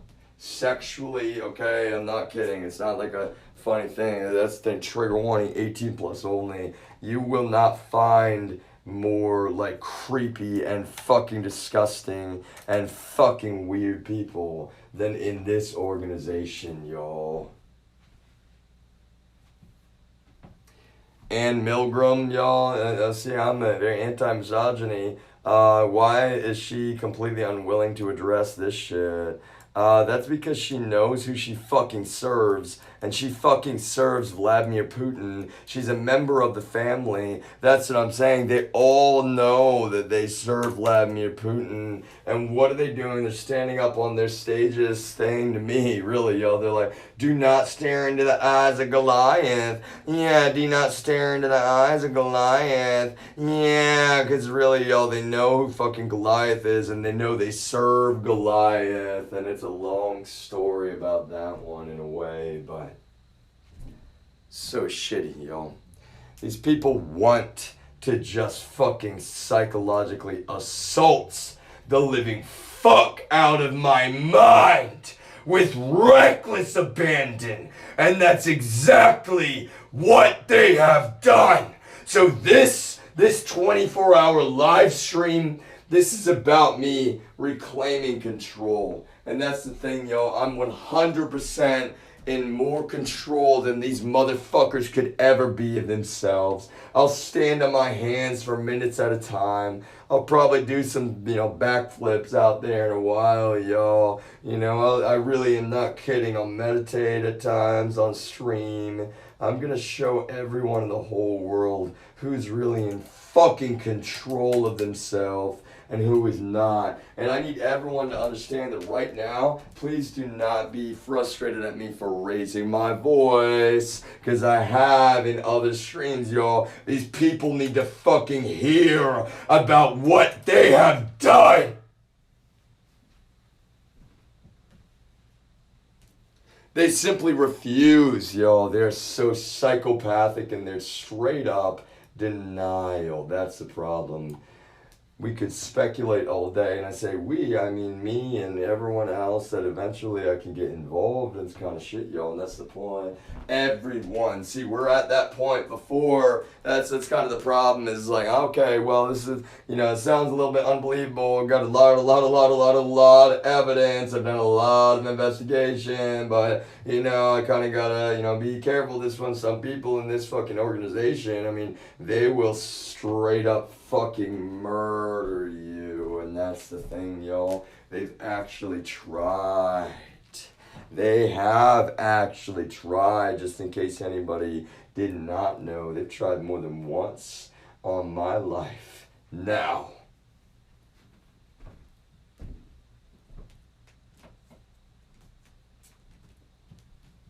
that's how psychopathic these people are, is that they all know that that's true. They all know that there's been more than one attempt on my life because of them. And yet they'd be like, oh my God, y'all. Like, look at this, y'all. I will with forethought tell you exactly what they will say. Oh my God, y'all. He's just a little brain. He's just brain and thinks that he's being, quote, persecuted. And like, that's what's so fucking sick. These people have actually straight up persecuted the fuck out of me. I won't even go to church because these people own too many churches in the United States. Look at that fucking bitter irony.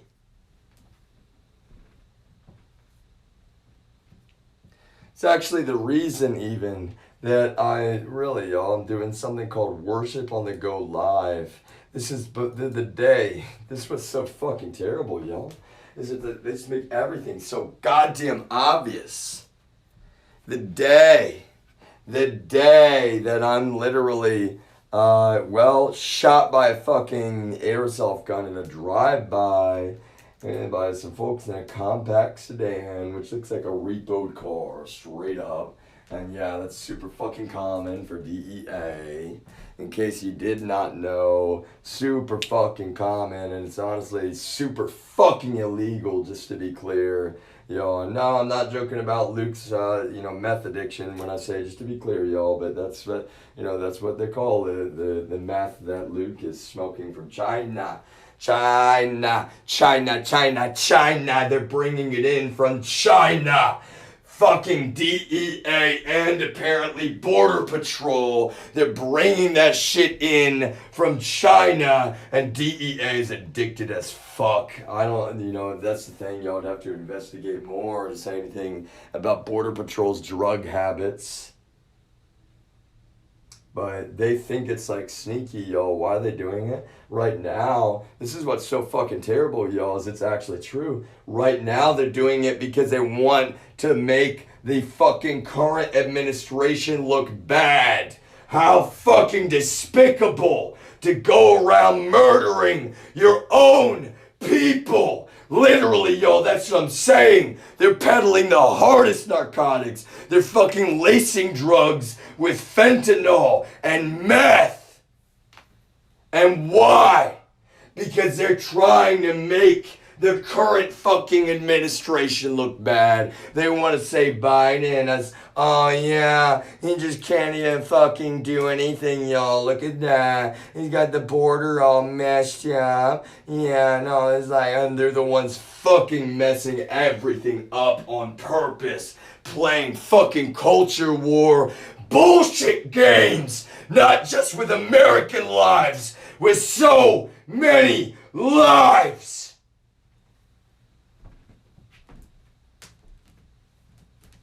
serving cartels, yo.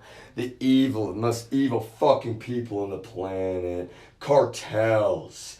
Border Patrol and DEA like loyal fucking slaves. Just like they are to this guy, yo. Because that's what this guy does. As he seeks to own the cartels, he uses the cartels to compromise DEA and Border Patrol. And look at that shit, y'all. Shells within shells within shells. Shells within shells within shells. Puppets, puppets, puppets. And look how many claimed, quote, patriots just openly serving the fucking enemy. You can't be a patriot. You're not a fucking patriot when you're running around taking drugs from this guy, his cartels, or just openly turning a blind eye to that shit, y'all. That's what I'm saying. You're gonna have to get the fuck over hearing the truth in some ways that you don't want to hear it.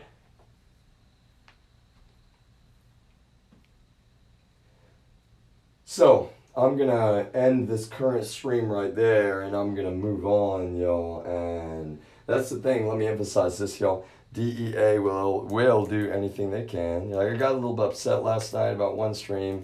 It was just the name didn't update at first, right? I was like, okay. They will, yo. They've edited cloud recordings. They've removed the audio from my videos. I'm not kidding, y'all. Any of my recordings, actually, that's what I'm saying. I actually would have to go watch everything, and I don't have time. I would have to go watch everything and literally verify. Yo, I'm on the autism spectrum. Part of what's complicated with this, I do not have a, quote, pictographic memory, but my memory is actually quite damn good. Like, really fucking good, especially when you're talking about, like, oh, okay, I made this video, and then I'm watching it back again. It's basically like, I can't replay it. It's hard to explain, yo. In a way, when I'm watching it, though, I sort of do have the ability to, like, no. Even just the smallest edits, I will notice, I will catch myself. And that's the thing, y'all. They're that fucking sneaky about it, they think, right? They've actually, I've seen, like, it's hard to explain. I'll try to get to more of that later, but one of the things they had already done was edit a fucking cloud recording. And I'm sitting there just like, Jesus fucking Christ. And why did they edit this cloud recording, yo? Because they were abusing a wire in my home, which is, it'd be one thing to abuse a wire, right? It's another thing to be letting fucking everyone under the sun also abuse that fucking wire, which is what they were doing with a bunch of my coworkers. And why? Because they're straight up trying to fucking psychologically assault the fuck out of me, which is so evil, so consciously fucking evil. They're trying to lie about my mental health and then let some really fucking terrible people sit there and actually commit felony espionage and basically just torture and mock the fuck out of me, yo. That's why it's so goddamn cruel. Because my own family, my own fucking family, my actual relatives, some of whom, not all, but some of whom are members of this shit. And that's the thing, they had no idea how long I've been investigating these fucking people since 2012. 2012!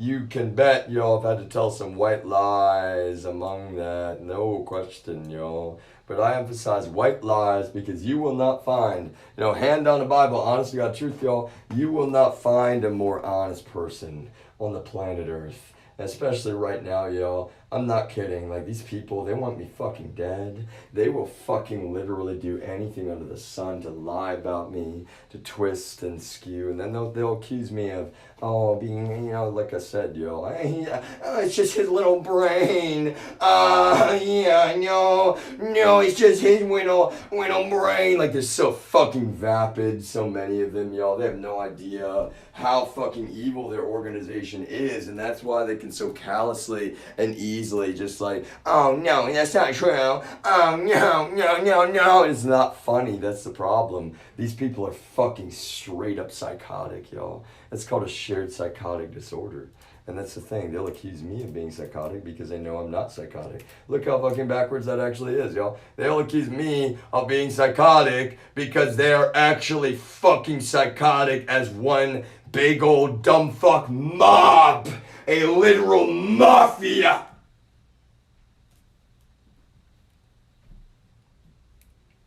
If you watch this later, I wish that it was not, well, this way, but that's the thing, y'all. I would not be saying this. I would not be raising awareness in this way. I would not be streaming myself fucking sleeping. I can't tell you how fucking, creeped out you would feel if, for literally, 3+ years, y'all, these people have sought to ensuring that they can actually stream me sleeping all the fucking time.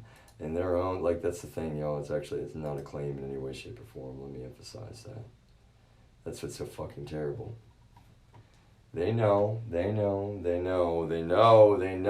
y'all, how fucking wrong. They know that they were not protecting me. They know they were not, quote, saving me, y'all. They fucking framed me to begin with. Let me emphasize, y'all, I've been saying it, and I'm going to keep saying it, quite frankly. I'm going to keep telling the truth about it, quite frankly, y'all. Why? Because I got a brain. I actually have a fucking brain, unlike these fucking people in this goddamn organization, y'all. That's what I'm saying. Some of them, they're kind of just like a little bit gullible, and they thought it was like a religious church group thing. Some of them, y'all, they fucking know how evil it is, and that's the problem. What's so fucked up, y'all, is that just like the mafia and the mob, they're using the good people as cover for the really, really, really fucking bad people. And so when the good people play defense for this organization, they don't realize they're playing defense for the really,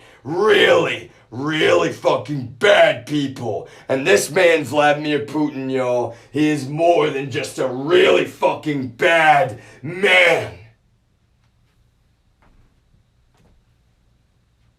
He is Adolf Hitler 2.0, y'all. And this organization, which is a Russian intelligence operation at the very least, since the early 1970s when Doug Coe assumed control, Doug Coe has always been KGB. Let me emphasize that, y'all. Doug Coe has always been KGB. KGB is FSB. Doug Coe was never what he presented himself as. He's running around saying, oh, this needs to be, this is secret. Keep it, super fucking quiet. Don't tell anybody. Doug Coe is like, we're not government. We want to look like it. Even then, that's the thing, y'all. That's why, simultaneously they want to appear like they're government, but they also actually tried to start a government above all governments. All that New World Order bullshit that you hear about comes from this fucking organization. And no, we are not, nor were we ever going to tolerate that bullshit for a single fucking moment, yo. That's why this guy's so mad. He fucking failed.